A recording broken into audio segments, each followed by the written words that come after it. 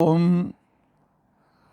ಜನ್ಮಾತ್ಯಶ್ಚ ಯತೋನ್ಮಯಾದಿತರತಃ ಅರ್ಥೇಷ್ಟವಿಘ್ನೇಶ್ವರಾಟ್ ತೇನೇ ಬ್ರಹ್ಮಹೃದಾಯ ಆದಿಕವಯೇ ಮುಹ್ಯಂತಿ M ಸೂರಯಃ ತೇಜೋ ವಾರಿಮೃದಾಂ ಯಥಾ ವಿನಿಮಯೋ ಯತ್ರ ತ್ರಿಸರ್ಗೋ ಮೃಷಾ ಧಾಮ್ನಾ ಸ್ವೇನ ಸದಾ ನಿರಸ್ತಕುಹಕಂ ಸತ್ಯಂ ಪರಂ ಧೀಮಹಿ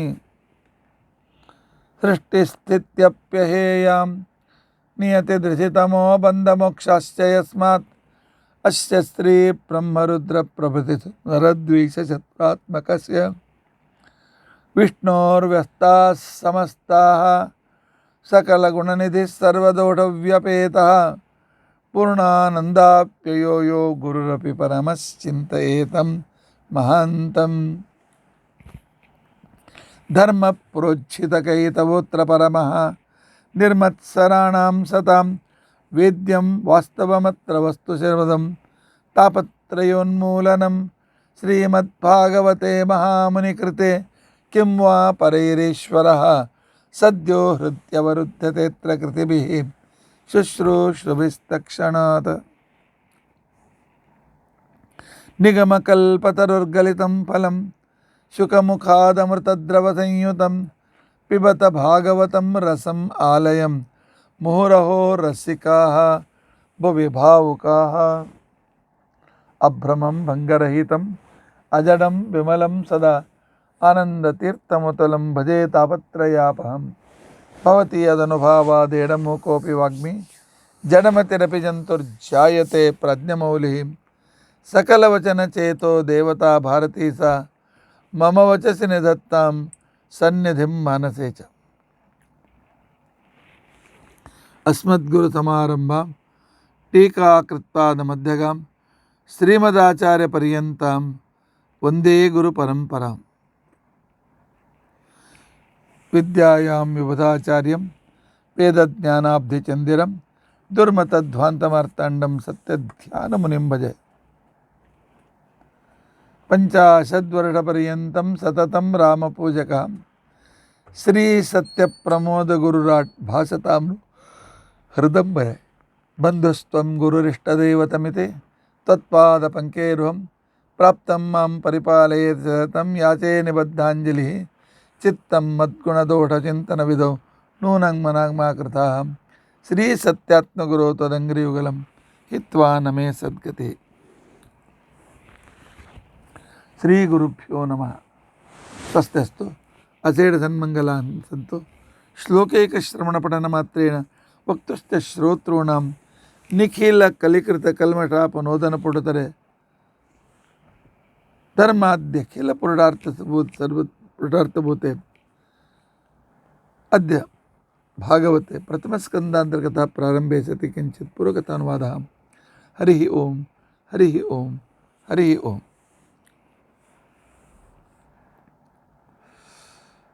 ನಿನ್ನೆ ನಾವು ತಿಳಿದುಕೊಂಡಂತೆ ಸೂತಾಚಾರ್ಯರ ಹತ್ರ ಶೌನಕಾದಿಗಳು ಪ್ರಶ್ನೆ ಮಾಡ್ತಾ ಇದ್ದಾರೆ. ಅದಕ್ಕೆ ಸೂತಾಚಾರ್ಯ ಕೊಟ್ಟ ಉತ್ತರ ಮುಂದೆ ಎಲ್ಲ ಪುರಾಣಗಳು ಅದರಿಂದ ಬಂದು ಹೊರಟವು. ಅಂದರೆ ಇಲ್ಲಿ ಮುಕ್ತವಾಗಿರ್ತಕ್ಕಂಥ ವಕ್ತಾ ಸೂತಾಚಾರ್ಯರು ಸುಖಾಸನದ ಮೇಲೆ ಕೂತ್ಕೊಂಡಿದ್ದಾರೆ. ಶೌನಕಾದ ಋಷಿಗಳೆಲ್ಲ ಎದುರಿಗೆ ಶ್ರೋತೃಗಳಾಗಿ ಕುಳಿತುಕೊಂಡಿದ್ದಾರೆ. ಕುಳಿತುಕೊಂಡಿರ್ತಕ್ಕಂಥ ಸಂದರ್ಭದಲ್ಲಿ ಆಗ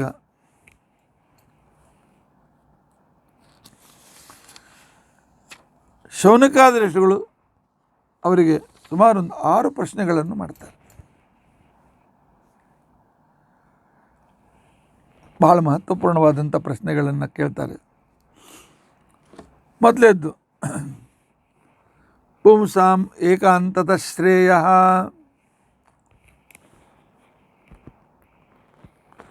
ಮನುಷ್ಯನ ಜೀವನದಲ್ಲಿ ಸಂಪೂರ್ಣ ಸಫಲತೆ ಸಿಗಬೇಕಾಗಿತ್ತು ಅಂತ ತಿಳ್ಕೊಂಡಂತಂದರೆ ಮುಖ್ಯ ಸಾಧನ ಯಾವುದು? ಕ್ವಶನ್ ನೆನಪಲ್ಲಿ ಇಟ್ಕೊಳ್ಳಿ. ಎರಡನೇ ಪ್ರಶ್ನೆ ಏನು ಅಂತ ತಿಳ್ಕೊಂಡಂತಂದರೆ ಸರ್ವಶಾಸ್ತ್ರಗಳ ಸಾರ ಯಾವುದು? ಅನೇಕ ಶಾಸ್ತ್ರಗಳಿವೆ. ಆ ಎಲ್ಲ ಶಾಸ್ತ್ರಗಳ ಒಂದು ಕಾಮನ್ ಏನು ಕಾನ್ಸೆಪ್ಟ್ ಇದೆ, ಅದು ಸಾರ ಏನಿದೆ, ಅದು ಯಾವುದು? ಕಲಿಯುಗ ಬಂದಂತೆ ಸಕಲ ಶಾಸ್ತ್ರದಲ್ಲಿರ್ತಕ್ಕಂಥ ಶಕ್ತಿ ಕಡಿಮೆ ಆಗ್ತಾ ಬಂತು. ಕೆಲವು ಸಲ ಶಾಸ್ತ್ರ ಕೇಳ್ತಾ ಇದ್ರು, ಭಾಗವತ ಹೇಳಿದ್ರು ಆಮೇಲೆ ಪರಿಣಾಮವೇ ಆಗೋದಿಲ್ಲ. ಹಾಗಾದರೆ ಅಂಥ ಸರ್ವಶಾಸ್ತ್ರಸಾರ ಯಾವುದು? ಮೂರನೇ ಪ್ರಶ್ನೆ, ಸರ್ವೋತ್ತಮನಾದ ಪರಮಾತ್ಮ ಹಾಗೆ ಅಭಿವ್ಯಕ್ತವಾಗಿ ಬರೆಯೋಕ್ಕಾಗಿತ್ತಲ್ಲ, ದೇವಕಿಯಲ್ಲಿ ಏಕೆ ಅವತರಿಸಿ ಬಂದ? ಪರಮಾತ್ಮನ ಗರ್ಭವಾಸ ಇದೆ ಅನ್ನುವ ಮೂರನೇ ಪ್ರಶ್ನೆ. ನಾಲ್ಕನೇ ಪ್ರಶ್ನೆ, ಪರಮಾತ್ಮನು ಮಾಡಿದ ಜಗದುಪಕಾರಕವಾಗಿರ್ತಕ್ಕಂಥ ಅತ್ಯಂತ ಉದಾರವಾಗಿರ್ತಕ್ಕಂಥ ಮಹಿಮಾಪೂರ್ಣವಾಗಿರ್ತಕ್ಕಂಥ ಪರಮಾತ್ಮನ ಆ ಮಹಿಮೆಗಳನ್ನು ನಮಗೋಸ್ಕರ ಹೇಳು ಅಂತ ತಿಳ್ಕೊಂಡು ಅಂತೇಳಿ ಕೇಳ್ತಾರೆ. ಇದು ಆರನೇ ಪ್ರಶ್ನೆ ಅಂತ ತಿಳ್ಕೊಂಡು ಅಂತ ಹೇಳಿದ್ದಾರೆ. ಏಳನೇದಾಗಿ ಪರಮಾತ್ಮ ತಾನು ಇಲ್ಲ. ಐದನೇ ಪ್ರಶ್ನೆ, ಪರಮಾತ್ಮನ ಅವತಾರಗಳು ಯಾವ್ಯಾವುದು, ಅವತಾರಗಳ ವೈಶಿಷ್ಟ್ಯಗಳೇನು, ಅದನ್ನು ನನಗೆ ವಿವರಿಸಿ. ಆರನೇ ಪ್ರಶ್ನೆ, ಶ್ರೀಕೃಷ್ಣ 101 ದಿವಸ ಅಥವಾ 108 ವರ್ಷವರೆಗೂ ಭೂಮಿ ಮೇಲೆ ಇದ್ದು ಮತ್ತೆ ಅದೃಶ್ಯನಾಗಿ ಆಯಾ ದೇವತೆಗಳು ತಮ್ಮ ತಮ್ಮ ಮೂಲ ರೂಪದಲ್ಲಿ ಸೇರ್ಕೊಂಡು ಬಿಟ್ಟಿದ್ದಾರೆ. ಆದ್ದರಿಂದ ಅವನ ಅವತಾರ ಕಥೆಗಳನ್ನು ನಮಗೆ ಹೇಳಬೇಕು ಅಂತ ತಿಳ್ಕೊಂಡು ಕೇಳ್ತಾರೆ. ಆರನೇ ಪ್ರಶ್ನೆ ಅಂತ ತಿಳ್ಕೊಂಡಂತೇನಿದೆ, ಶ್ರೀಕೃಷ್ಣ ಯಾವಾಗ ತನ್ನ ಅವತಾರ ಕಾರ್ಯವನ್ನು ಮುಗಿಸಿ ಯಾವುದರ ಉದ್ಧಾರ ಮಾಡಿ ಪರಂಧಾಮಕ್ಕೆ ಹೋದ್ನಲ್ಲ, ಆಗ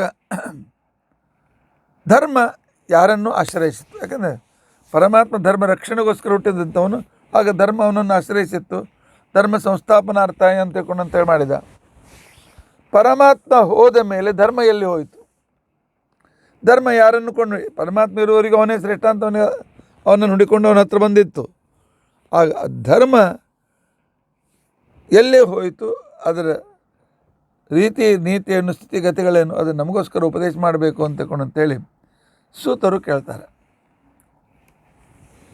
ಈ 6 ಪ್ರಶ್ನೆಗಳ ಉತ್ತರವೇ ಸಂಪೂರ್ಣವಾಗಿರ್ತಕ್ಕಂಥ ಶ್ರೀಮದ್ ಭಾಗವತ ಅಂತ ತಿಳ್ಕೊಂಡು ಅಂತೇಳಿ ಅಂದಿದ್ದಾರೆ. ಒಂದೊಂದಾಗಿ ಉತ್ತರವನ್ನು ಕೊಡ್ತಾರೆ. ಸವೈ ಪುಂಸಾಂ ಪರೋ ಧರ್ಮ ಯಥೋ ಭಕ್ತಿರದೋಕ್ಷಜೆ. ಒಬ್ಬ ಮನುಷ್ಯನ ಜೀವನದ ಗೋಲ್ ಏನು? ಭಗವಂತನನ್ನು ಪಡೆಯೋದಕ್ಕೋಸ್ಕರ ಅವನಲ್ಲಿ ಅಮಲ ಭಕ್ತಿ ಮಾಡೋದು. ಇದು ಮೊದಲನೇ ಪ್ರಶ್ನೆ. ಈ ಭಕ್ತಿ ಹೇಗಿರಬೇಕು ಅಂತ ತಿಳ್ಕೊಂಡಂತಂದರೆ ಅಹೈತುಕಿ ಅವ್ಯವಹಿತ. ಏನಾದರೂ ಪಡೆಯಬೇಕು ಅಂತಿಲ್ಲ. ಭಾಗವತ ಕೇಳ್ತೇನೆ, ನನ್ನ ಮಗನಿಗೆ ಮೆಡಿಕಲ್ ಸೀಟ್ ಸಿಗಬೇಕು, ಈ ಬೈಕ್ ಇಟ್ಕೊಂಡು ಕೇಳಿದ್ರೆ ನಿಮ್ಮ ಇಚ್ಛೆ ಪೂರ್ತಿ ಆಗ್ಬೋದು, ಇಲ್ಲ ಅಂತಿಲ್ಲ. ಆದರೆ ಇದು ನಿಜವಾಗಿರ್ತಕ್ಕಂಥ ವ್ಯಕ್ತಿಯ ಮಹತ್ವದಲ್ಲ. ವ್ಯಕ್ತಿ ಹೇಗಿರಬೇಕು ಅಂತ ತಿಳ್ಕೊಂಡಂತಂದರೆ ಆ ವ್ಯಕ್ತಿಗೆ ಪರಮಾತ್ಮ ಬಿಟ್ಟು ಬೇರೆ ಏನೂ ಬೇಕಾಗಿರಬಾರ್ದು. ಸಕಲ ಶಾಸ್ತ್ರದ ಸಾರ ಅಂತ ತಿಳ್ಕೊಂಡಂತಂದರೆ ಪರಮಾತ್ಮ ಮಾಡ್ತಕ್ಕಂಥ ಸೃಷ್ಟಿ ಸ್ಥಿತಿ ಲಯ ನಿಯಮನ ಜ್ಞಾನ ಬಂಧ ಮೋಕ್ಷ. ಇನ್ನು ಅದಕ್ಕೋಸ್ಕರವೇ ಶಾಸ್ತ್ರ ಹೇಳ್ತದೆ, ಸಕಲ ಶಾಸ್ತ್ರದ ಸಾರ ಯಾರನ್ನು, ಎಲ್ಲ ಶಾಸ್ತ್ರಗಳು ಯಾರನ್ನು ಹೇಳ್ತವೆ, ಎಲ್ಲ ಶಾಸ್ತ್ರಗಳ ಸೆಂಟ್ರಲ್ ಐಡಿಯಾ ಏನು ಅನ್ನುವ ಪ್ರಶ್ನೆಗೆ, ಎರಡನೇ ಪ್ರಶ್ನೆಗೆ ಹೇಳಿ ಪ್ರಾರಂಭ ಮಾಡ್ತಾರೆ. ವಾಸುದೇವ ಪರಾವೇದಾಹ. ಎಲ್ಲ ವೇದಗಳು ಭಗವಂತನನ್ನೇ ವರ್ಣನೆ ಮಾಡ್ತವೆ. ವಾಸುದೇವ ಪರಾಮಖ. ಎಲ್ಲ ಯಜ್ಞಗಾದಿಗಳು ನನ್ನನ್ನು ಕೊರತು ಪೂಜೆ ಮಾಡ್ತಾಯಿದ್ದ. ವಾಸುದೇವ ಪರೋ ಯೋಗ. ತಪಸ್ಸನ್ನು ಮಾಡ್ತಾ ಇರ್ತಕ್ಕಂಥವ್ರು ನನ್ನನ್ನೇ ಕುರಿತು ಮಾಡ್ತಾರೆ. ಅವರ ಕೆಲಸಗಳು ಇಚ್ಛೆಗಳು ಪೂರ್ತಿ ಆಗ್ತವೆ ಆ ನಂಬಿರತಕ್ಕಂಥ ಸಂದರ್ಭದಲ್ಲಿ.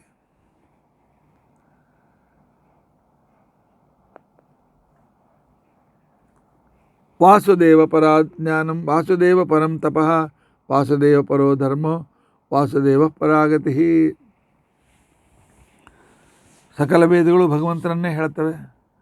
ಯಜ್ಞಗಳು ಪರಮಾತ್ಮನ ಪ್ರಾಪ್ತಿಯನ್ನೇ, ಪರಮಾತ್ಮನ ಪಡೆಯೋದಕ್ಕೋಸ್ಕರ ಯಜ್ಞ ಮಾಡಿ ಅಂತ ಹೇಳ್ತಿದೆ. ಆನಂತರ ಪ್ರಾಣಾಯಾಮ, ಪ್ರತ್ಯಾಹಾರ, ಏನೇ ಯಾವುದೇ ರೀತಿಯಾಗಿರ್ತಕ್ಕಂಥ ಧರ್ಮ ಕಾರ್ಯಗಳನ್ನು ಪರಿಪಾಲನೆ ಮಾಡ್ತಾ ಇದ್ದರೆ ಈ ಧರ್ಮಕಾರ್ಯ ಪರಿಪಾಲನೆ ಮಾಡ್ತಕ್ಕಂಥ ಸಂದರ್ಭದಲ್ಲಿ ಆವಾಗ ಪರಮಾತ್ಮನನ್ನು ತಿಳಿದುಕೊಳ್ಳುವುದೇ ಶ್ರೇಷ್ಠವಾದ ಯಜ್ಞ ಅಂತಿಕೊಂಡು ಹೇಳಿದ್ದಾರೆ. ಪರಮಾತ್ಮನೇ ನಮ್ಮ ಗತಿ, ಪರಮಾತ್ಮನ ಹೊರತು ಬೇರೆ ಯಾರೂ ಗತಿ ಇಲ್ಲ ಅಂತನ್ನುವ ನಿರ್ಧಾರ ಮಾಡುವುದು ಇದು ಸಕಲ ವೇದಗಳ ಸಾರ. ಸಂಪೂರ್ಣ ಭಾಗವತದ ಸಾರವೂ ಕೂಡ ಇದೆ. ಸಕಲ ವೇದಗಳಿಂದ ಪರಮಾತ್ಮನೇ ಹೇಳಲ್ಪಡ್ತಾನೆ, ಸಕಲ ದೇವತೆಗಳಿಂದ ಪರಮಾತ್ಮ ಹೇಳಲ್ಪಡ್ತಾನೆ, ಸಕಲ ಭಗವದ್ಭಕ್ತರಿಂದ ಅವು ಕೂಡ ಪರಮಾತ್ಮನನ್ನೇ ಹೇಳಿಕೊಡ್ತಾರೆ. ಜಗತ್ತಿನಿರ್ತಕ್ಕಂಥ ನಾಲೆಜ್ ಅಂತೇನಿದೆ ಅದು ಪರಮಾತ್ಮನನ್ನೇ ತಿಳಿಸಿಕೊಡ್ತಾರೆ. ಹೀಗೆ ಸಕಲ ಶಾಸ್ತ್ರದ ಸಾರ ಅಂದರೆ ಪರಮಾತ್ಮನ ಪ್ರಾಪ್ತಿ. ಇದನ್ನು ನಾವು ಅರ್ಥ ಮಾಡಿಕೊಳ್ಬೇಕು. ಅಂದರೆ ಭಾಗವತದ ಕಾನ್ಸೆಪ್ಟ್, ಭಾಗವತದ ಗೋಲ್ ಪರಮಾತ್ಮನನ್ನು ಪಡೆಯೋದು. ಪ್ರಶ್ನೆ 3 ಏನು ಅಂತ ತಿಳ್ಕೊಂಡಂತಂದರೆ, ದೇವ ಕೈಯಲ್ಲಿ ಕೃಷ್ಣ ಯಾಕೆ ಅವತಾರವನ್ನು ತೆಗೆದುಕೊಂಡ ಅಂತ ತಿಳ್ಕೊಂಡಂತೇಳಿ. ಅದಕ್ಕೆ ಉತ್ತರ, ಅದಿತಿ ಕಶ್ಯಪರೇ ಈಗ ದೇವಕಿ ಮತ್ತು ವಸುದೇವರಾಗಿ ಹುಟ್ಟಿದ್ದರಿಂದಾಗಿ ಮತ್ತು ಈಗ ಜರಾಸಂಧ, ಕಂಸ, ದುರ್ಯೋಧನ, ನರಕಾಸುರ, ಅಘಾಸುರ ಇತ್ಯಾದಿ ಅನೇಕ ಅಸುರರ ಮುಖಾಂತರ ಜಗತ್ತಿನಲ್ಲಿ ಪ್ರಜೆಗಳು ಬಹಳ ಪೀಡಿತರಾಗ್ತಾ ಇದ್ದರು. ಅದಕ್ಕೋಸ್ಕರ ಪರಿತ್ರಾಣಾಯ ಸಾಧೂನಾಂ ವಿನಾಶಾಯ ಚ ದುಷ್ಕೃತಾಂ, ಸಜ್ಜನರ ಸಂರಕ್ಷಣೆ, ದುಷ್ಟರನ್ನು ಶಿಕ್ಷೆ ಕೊಟ್ಟು ದುಷ್ಟರನ್ನು ಶಿಕ್ಷಿಸಿ ಆನಂತರ ಸಜ್ಜನಿಗೆ ಸಂರಕ್ಷಣೆ ಮಾಡೋದಕ್ಕೋಸ್ಕರ ಕೃಷ್ಣಾವತಾರವಾಯಿತು. ಇನ್ನು ಪರಮಾತ್ಮನ ಅತ್ಯಂತ ಶ್ರೇಷ್ಠವಾಗಿರ್ತಕ್ಕಂಥ ಕರ್ತವ್ಯಗಳೇನು, ಪರಮಾತ್ಮ ನಮಗೇನು ಉಪಕಾರ ಮಾಡ್ತಾನೆ ಅನ್ನುವ 4ನೇ ಪ್ರಶ್ನೆಗೆ ಉತ್ತರವನ್ನು ಹೇಳ್ತಾರೆ. ಏನು ಜಗತ್ತು ನೋಡ್ತಾ ಇದ್ದೀವಲ್ಲ, ಇದೆಲ್ಲವನ್ನು ಹುಟ್ಟಿಸಿದವನು ಅವನೇ. ದೇವರು ಏನು ಮಾಡ್ತಾನೆ ಅಂತ ಇದನ್ನು ಹುಟ್ಟಿಸಿದ್ದಾನೆ ದೇವರು. ಪರಮಾತ್ಮ ಜಗತ್ತನ್ನು ಹುಟ್ಟಿಸಿ ಜಗತ್ತನ್ನು ಪಾಲಿಸಿ ಯಾವುದು ಬೇಡ ಆ ಭಾಗವನ್ನು ಲಯವನ್ನು ಮಾಡಿಸಿ ಸಂಪೂರ್ಣ ಜಗತ್ತಿನ ಎಲ್ಲ ಆಗುಹೋಗುಗಳನ್ನು ತನ್ನ ಕಂಟ್ರೋಲ್ನಲ್ಲಿಟ್ಟುಕೊಂಡು ಆನಂತರ ಇಂತಹ ಪರಮಾತ್ಮ ಜ್ಞಾನ ಅಜ್ಞಾನ ಬಂದ ಮೋಕ್ಷಗಳನ್ನು ಕೂಡ ನಮಗೆ ಕೊಡ್ತಾನೆ. ಇದೇ ಪರಮಾತ್ಮನ ವಿಶಿಷ್ಟವಾಗಿರ್ತಕ್ಕಂಥ ಲೀಲೆಗಳು ಅಂತೇಳಿ ಕರೀತಾನೆ. ಈ ಪರಮಾತ್ಮ ತಾನು ಸೃಷ್ಟಿ ಮಾಡಬೇಕು ಅಂತೇಳಿ ಬಯಸಿ ಆಗ ತಾನು ವಾಸುದೇವ ರೂಪವನ್ನು ತೆಗೆದುಕೊಳ್ತಾನೆ. ವಾಸುದೇವ ರೂಪದ ಸಂದರ್ಭದಲ್ಲಿ ಮಹಾಲಕ್ಷ್ಮೀ ದೇವಿ ಮಾಯಾ ಅಂತ ತಿಳ್ಕೊಂಡು ತನ್ನ ಹೆಂಡತಿ ಆಗ್ತಾಳೆ. ಪರಮಾತ್ಮನ ಮತ್ತೆ ಸಂಕರ್ಷ ರೂಪ ತೆಗೆದುಕೊಳ್ತಾನೆ. ಆಗ ಅವನಿಗೆ ಜಯ ಅಂತ ತಿಳ್ಕೊಂಡಂತೇಳಿ ಅಂತಕ್ಕಂಥವಳು ಮಹಾಲಕ್ಷ್ಮೀ ದೇವಿ ಅವನ ಜೊತೆಯಲ್ಲಿ ಬರ್ತಾಳೆ, ಜಯ ಅಂತ ಹೆಸರಿನಿಂದ. ಪರಮಾತ್ಮ ಪ್ರದ್ಯುಮ್ನ ರೂಪ ತೆಗೆದುಕೊಂಡಾಗ ಮಹಾಲಕ್ಷ್ಮೀ ದೇವಿ ಕೃತಿ ರೂಪದಿಂದ ಬರ್ತಾಳೆ. ಪರಮಾತ್ಮ ಅನಿರುದ್ಧ ರೂಪ ತೆಗೆದುಕೊಂಡಾಗ ಮಹಾಲಕ್ಷ್ಮೀ ದೇವಿ ಶಾಂತಿ ರೂಪದಿಂದ ಬರ್ತಾಳೆ. ಹೀಗೆ ಲಕ್ಷ್ಮಿಗೆ ಮಾಯಾ, ಜಯ, ಕೃತಿ, ಶಾಂತಿ ಅಂತ ತಿಳ್ಕೊಂಡಂತೇಳಿ 4 ಬೇರೆ ಹೆಸರುಗಳು. ಹಾಗೆ ಲಕ್ಷ್ಮೀದೇವಿಗೆ 1000 ಹೆಸರುಗಳಿವೆ. ವಿಷ್ಣು ಸಹಸ್ರ ಲಕ್ಷ್ಮೀ ಸಹಸ್ರನಾಮವೂ ಕೂಡ ಇದೆ. ಹೀಗೆ ಇರತಕ್ಕಂಥ ಪರಮಾತ್ಮ ಸೃಷ್ಟಿ ಮಾಡಬೇಕು ಅಂತ ತಿಳ್ಕೊಂಡಂತೇಳಿ ಬಯಸಿ ತನ್ನ ಹೊಟ್ಟೆಯಲ್ಲಿರ್ತಕ್ಕಂಥ ಎಲ್ಲ ಜೀವರು ಅಂತಿದ್ರಲ್ಲ, ಆ ಜೀವರಿಗೆ ಹೊರಗೆ ಹಾಕ್ತಾನೆ. ಹೊರಗೆ ಹಾಕಿ ಅವ್ರಿಗೊಂದು ಶರೀರ ಕೊಡಬೇಕು ಅಂತ ತಿಳ್ಕೊಂಡಂತೇಳಿ ಪರಮಾತ್ಮ ಅವರಿಗೆ ಲಿಂಗ ಶರೀರವನ್ನು ಕೊಡ್ತಾನೆ. ಲಿಂಗ ಶರೀರವನ್ನು ಕೊಟ್ಟ ನಂತರ ಅವರಿಗೆ ಸ್ಥೂಲ ಶರೀರ ಕೊಡ್ತಾನೆ. ಪರಮಾತ್ಮನಿಂದಲೇ ಅವರಿಗೆ ಈ ಶರೀರ ಸಿಕ್ಕಿದ್ದು, ಪರಮಾತ್ಮನಿಂದಲೇ ಶರೀರದಲ್ಲಿರ್ತಕ್ಕಂಥ ಅವಯವಗಳು ಸಿಕ್ಕಿದ್ದು, ಪರಮಾತ್ಮನಿಂದಲೇ ಅವನು ತನ್ನ ಜೀವನದಲ್ಲಿ ಏನೇನು ಸುಖಪಟ್ಟಿದ್ದಾನೆ ಅದು ಪರಮಾತ್ಮನಿಂದಲೇ ಅನ್ನೋದನ್ನು ತೋರಿಸ್ಕೊಡ್ತಾನೆ. ಅದಕ್ಕೋಸ್ಕರ ಪರಮಾತ್ಮ ತಾನು ಜಗತ್ತನ್ನು ಹುಟ್ಟಿಸೋದಕ್ಕೋಸ್ಕರ ವಾಸುದೇವ ರೂಪ, ಆನಂತರ ಜಗತ್ತಿನ ಸಂಹಾರಕ್ಕೋಸ್ಕರ ಸಂಕರ್ಷಣ ರೂಪ, ಜಗತ್ತಿಗೆ ಜ್ಞಾನ ಕೊಡೋದಕ್ಕೋಸ್ಕರ ಪ್ರದ್ಯುಮ್ನ ರೂಪ, ಆನಂತರ ಜಗತ್ತಿಗೆ ಶಾಂತಿಯನ್ನು ಕೊಡೋದಕ್ಕೋಸ್ಕರ, ರಕ್ಷಣೆಯನ್ನು ಕೊಡೋದಕ್ಕೋಸ್ಕರ ಅನಿರುದ್ಧ ರೂಪದಿಂದ ಪರಮಾತ್ಮ ಅಭಿವ್ಯಕ್ತನಾದಾಗ ಮಹಾಲಕ್ಷ್ಮೀ ದೇವಿ ಆವಾಗ ಮಯ ಜಯ ಕೃತಿ ಶಾಂತಿ ಅಂತ ರೂಪಗಳನ್ನು ತೆಗೆದುಕೊಳ್ತಾಳೆ. ಇದೇ ಭಗವಂತನ ಲೀಲೆ. ಭಗವಂತನಿಗೆ ಏನಿಟ್ಟಿದೆ ಅವನು ನಿತ್ಯ ತೃಪ್ತ, ಅವನಿಗೇನು ಬೇಕಾಗಿಲ್ಲ. ಆದ್ದರಿಂದಾಗಿ ಸೃಷ್ಟಿಯನ್ನು ಅವನು ಮಾಡೋದು ಕೇವಲ ನಮಗೋಸ್ಕರ ಅಂತ ಹೇಳಿ ಪರಮಾತ್ಮ ಏನು ಮಾಡಿದ, ಮಹಾಲಕ್ಷ್ಮೀ ದೇವಿಗೆ ಹೇಳ್ದ, ಮಹಾಲಕ್ಷ್ಮಿ ಸೃಷ್ಟಿ ಮಾಡಬೇಕಾಗಿದೆ, ಅದಕ್ಕೋಸ್ಕರ ನಿನಗೆ ಆ ಸಾಮರ್ಥ್ಯ ಕೊಡ್ತೇನೆ, ಸೃಷ್ಟಿ ಮಾಡು ಅಂತ ತಿಳ್ಕೊಂಡಂತೇಳಿ.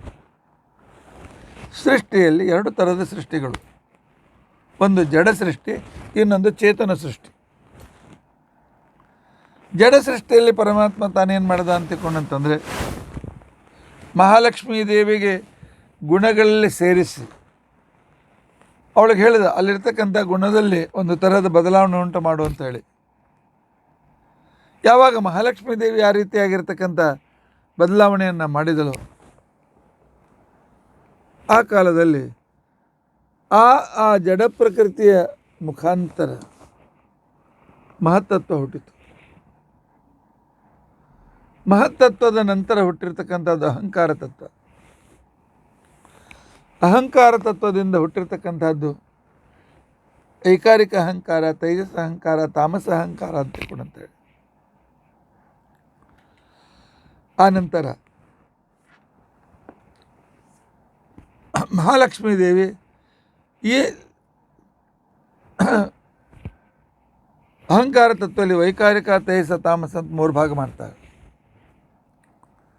ವೈಕಾರಿಕ ಅಹಂಕಾರದಿಂದ ದೇವತೆಗಳ ಸೃಷ್ಟಿಯಾಗ್ತದೆ.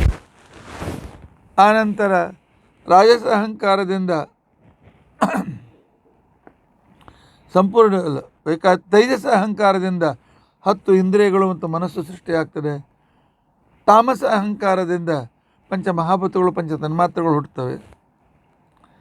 ಈ ರೀತಿಯಾಗಿರ್ತಕ್ಕಂಥ ಹುಟ್ಟಿಸಿದ ನಂತರ ಆಗ ಪರಮಾತ್ಮ ಚೇತನರನ್ನು ಹುಟ್ಟಿಸ್ತಾನೆ. ತನ್ನ ಮಹಾಲಕ್ಷ್ಮೀ ದೇವಿಯ ತಾನು ವಾಸುದೇವ ರೂಪದಿಂದ ತಾನು ತನ್ನ ನಾಭಿಕಮಲದಿಂದಲೇ ಬ್ರಹ್ಮದೇವರನ್ನು ಪಡೀತಾನೆ. ಅಷ್ಟೇ ಅಲ್ಲ, ಬ್ರಹ್ಮದೇವರಿಗೆ ಇದೊಂದು ರೀತಿಯಿಂದ ಸೃಷ್ಟಿಯಾದರೆ ಪರಮಾತ್ಮ ತನ್ನ ವೀರ್ಯವನ್ನು ಮಹಾಲಕ್ಷ್ಮೀ ದೇವಿಯಲ್ಲಿ ಆಧಾನ ಮಾಡಿದಾಗ ಅದೊಂದು ಬಂಗಾರದ ಯಜ್ಞನ ರೂಪದಿಂದ ಅದು ಪ್ರಕಟವಾಯಿತು.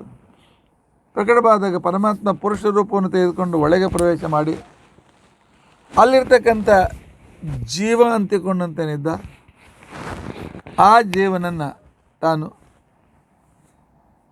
ಈ ತತ್ವಗಳ ಜೊತೆಯಲ್ಲಿ ಸೇರಿಸ್ತಾನೆ. ಪರಮಾತ್ಮನಿಂದ ಹುಟ್ಟಿರ್ತಕ್ಕಂಥದ್ದು ಪುರುಷ ರೂಪಿಯಾಗಿರ್ತಕ್ಕಂಥ ಪರಮಾತ್ಮ ಅಲ್ಲಿ ಬ್ರಹ್ಮದೇವರನ್ನು ಇಡ್ತಾನೆ. ಆಗ ಬ್ರಹ್ಮದೇವರು ಅವರಿಗೆ ಹೇಗೆ ಅವರು ಇಚ್ಛೆ ಆಗ್ತದೆ, ಮೊದಲು ನೋಡಬೇಕು ಅಂತ ಇಚ್ಛೆ, ಕಣ್ಣು ಅಂತನೂ ಇಂದ್ರಿಯ ಬಂತು.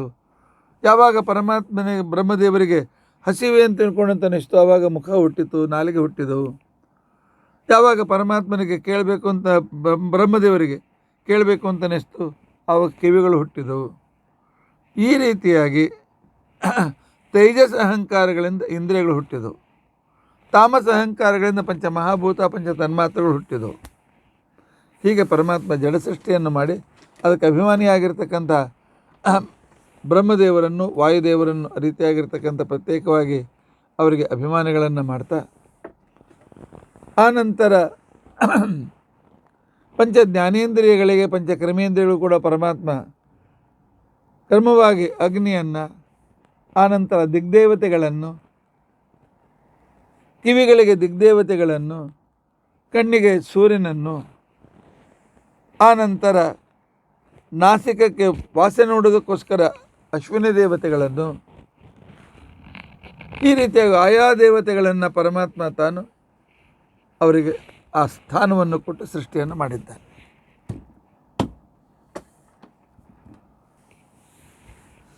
ಆಗ ಬ್ರಹ್ಮ ಅಂತನ್ನೋ ಜೀವನಿಗೆ ಸಕಲ ಇಂದ್ರಿಯಗಳು ಪ್ರಾಪ್ತಿಯಾದವು.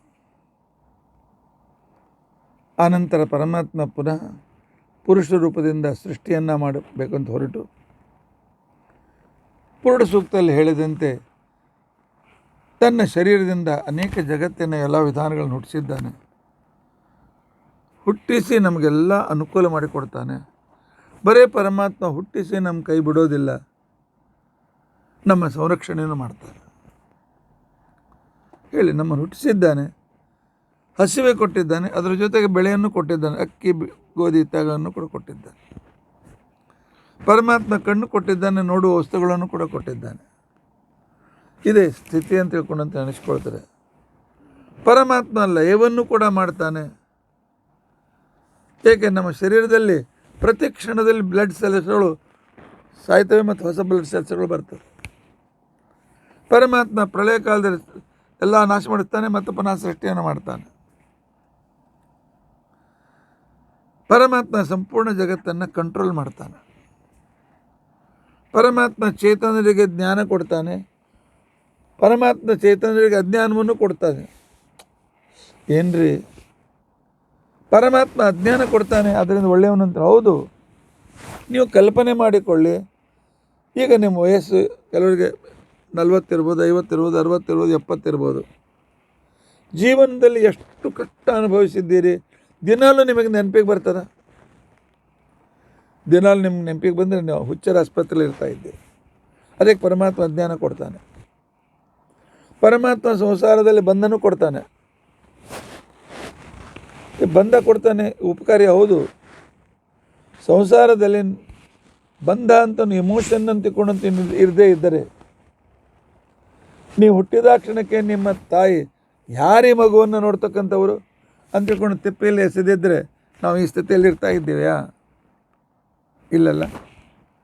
ಪರಮಾತ್ಮ ಆ ತಾಯಿಯಲ್ಲಿ ಪ್ರೀತಿ ಹುಟ್ಟಿಸ್ತಾನೆ. ಆ ತಾಯಿಗೆ ಗೊತ್ತಿಲ್ಲ, ನನ್ನ ಹೊಟ್ಟೆಯಲ್ಲಿ ಬಂದ ಜೀವ ಯಾರು, ಹಿಂದಿನ ಜನ್ಮದಲ್ಲಿ ನನಗೇನು ಸಂಬಂಧ ಇತ್ತು, ನನ್ನ ಫ್ರೆಂಡ್ ಏನು, ನನ್ನ ಉಪಕಾರ ಮಾಡಿದವನೇನು, ಯಾವುದಿಲ್ಲ. ನನ್ನಿಂದ ಹುಟ್ಟಿದ ಹಗಲು ರಾತ್ರಿ ಅವಳ ಪೋಷಣೆಯಲ್ಲಿ ತನ್ನ ಸಂಪೂರ್ಣ ಶಕ್ತಿಯನ್ನು ಹಾಕ್ತಾಳೆ. ಇದೇ ಬಂಧ. ಮದುವೆ ಆಗೋರಿಗೆ ಅವಳು ಯಾರು, ನಾನು ಮದುವೆ ಆಯಿತು ಆನಂತರ ನನ್ನ ಹೆಂಡ್ತಿ, ಅವಳಿಗೆ ಕೆಮ್ಮಿದ್ರು ಕೂಡ ಇವನು ಪಾಡ್ಬೋದು, ದುಃಖ ಆಗ್ತದೆ. ಅವಳ ನಕ್ಕರೆ ಇವನಿಗೆ ಸಂತೋಷವಾಗ್ತದೆ. ಈ ರೀತಿಯಾಗಿದೆ ಎಮೋಷನಲ್ ಸಂಬಂಧ ಪರಮಾತ್ಮ ಹಚ್ಚಿಕೊಟ್ಟು. ಯಾಕೆ? ಒಬ್ಬರಿಗೊಬ್ಬರು ಸಹಾಯ ಮಾಡಿ ಅಂತ ಹೇಳ್ತಾನಂತೆ. ಈಗ ನಿಮ್ಮ ಮನೆಯಲ್ಲಿ ನಮ್ಮ ಹೆಣ್ಮಕ್ಕಳು ಹಿರಿಯರು ಅಂತ ಮತ್ತು ಹಿರಿಯರು ತಾಯಿ ಅಂತ ತಿಳಿದುಕೊಳ್ಳಿ. ಮನೆ ಗುಡಿಸಿ ಉಪಕರಣೆಲ್ಲ ತಯಾರು ಮಾಡಿಕೊಟ್ಟು ಪೂಜೆಗೆಲ್ಲ ಅನುಕೂಲ ಮಾಡಿಕೊಡ್ತಾಳೆ. ಪೂಜೆ ಆಗೋದೆಲ್ಲ ಅಡುಗೆ ಮಾಡಿಕೊಡ್ತಾಳೆ, ನೈವೇದ್ಯವಾಗ್ತದೆ. ನೀವು ಹೋಗಿ ಗಳಿಸ್ಕೊಂಡು ಬರ್ತೀರಿ. ಒಂದು ವೇಳೆ ನಾನು ಒಬ್ಬಂಟಿಗನಾಗೆ ಮನೆಯಲ್ಲಿದ್ದೆ, ಅಡುಗೆನೂ ನಾನೇ, ದೇವರ ಉಪಕರಣೆಯೂ ನಾನೇ, ಪೂಜೆಯೂ ನಾನೇ, ಆನಂತರ ನೈವೇದ್ಯವೂ ನಾನೇ, ಬೇಸರ ಬಂದು ಹೋಗ್ತದೆ. ಆದ್ದರಿಂದಾಗಿ ಪರಮಾತ್ಮ ನಮಗೆ ತಂದೆ ತಾಯಿ ಬಂಧು ಬಳಗ ಗಂಡ ಹೆಂಡತಿ ಮಕ್ಕಳು ಅಂತೇಳಿ ಒಂದು ಥರದ ಜೀವನದಲ್ಲಿ ಸುಖ ಕೊಟ್ಟು ಸಾಧನೆ ಮಾಡೋದಕ್ಕೋಸ್ಕರ, ಒಬ್ರಿಗೊಬ್ರಿಗೆ ಸಹಾಯ ಆಗೋದಕ್ಕೋಸ್ಕರ ಸಂಸಾರದಲ್ಲಿ ಬಂಧ ಮಾಡ್ತಾನೆ. ಆನಂತರ ನಾವು ದೇವರನ್ನು ಹೇಗೆ ನಂಬ್ತೇವೆ, ಪರಮಾತ್ಮವನ್ನು ಪಡೆಯೋದಕ್ಕೋಸ್ಕರ ನಾವು ಎಷ್ಟು ಆಚರಣಶೀಲರಾಗ್ತೇವಲ್ಲ, ಅಷ್ಟಷ್ಟು ಪರಮಾತ್ಮ ನಮಗೆ ತನ್ನಲ್ಲಿ ಭಕ್ತಿಯನ್ನು ಕೊಟ್ಟು ಪರಮಾನುಗ್ರಹ ಮಾಡ್ತಾನೆ. ಆದ್ದರಿಂದಾಗಿ ಭಗವಂತನ ಮಾಡುವ ಉಪಕಾರ ಸೃಷ್ಟಿ ಸ್ಥಿತಿ ಲಯ ನಿಯಮನ ಜ್ಞಾನ ಅಜ್ಞಾನ ಬಂಧ ಮೋಕ್ಷ ಅಂತ ತಿಳ್ಕೊಂಡಂತೇಳಿ ಆಕಾರದಲ್ಲಿ ಹೇಳಿದ್ದಾರೆ. ಇಂಥ ಪರಮಾತ್ಮನ ಅವತಾರದ ಲೀಲೆಗಳು ವಿಶೇಷ. ಮತ್ಸ್ಯ ಕುರ್ಮರ ನರಸಿಂಹ ಇತ್ಯಾದಿ ಅನೇಕ ರೀತಿಯಾಗಿರ್ತಕ್ಕಂಥ ವಿಶೇಷತೆಗಳು, ಅನಂತ ಅಸಂಖ್ಯ ರೂಪಗಳನ್ನು ತೆಗೆದುಕೊಂಡು ಪರಮಾತ್ಮ ನಮ್ಮ ಮೇಲೆ ಉಪಕಾರವನ್ನು ಮಾಡ್ತಾ ಇದ್ದಾನೆ.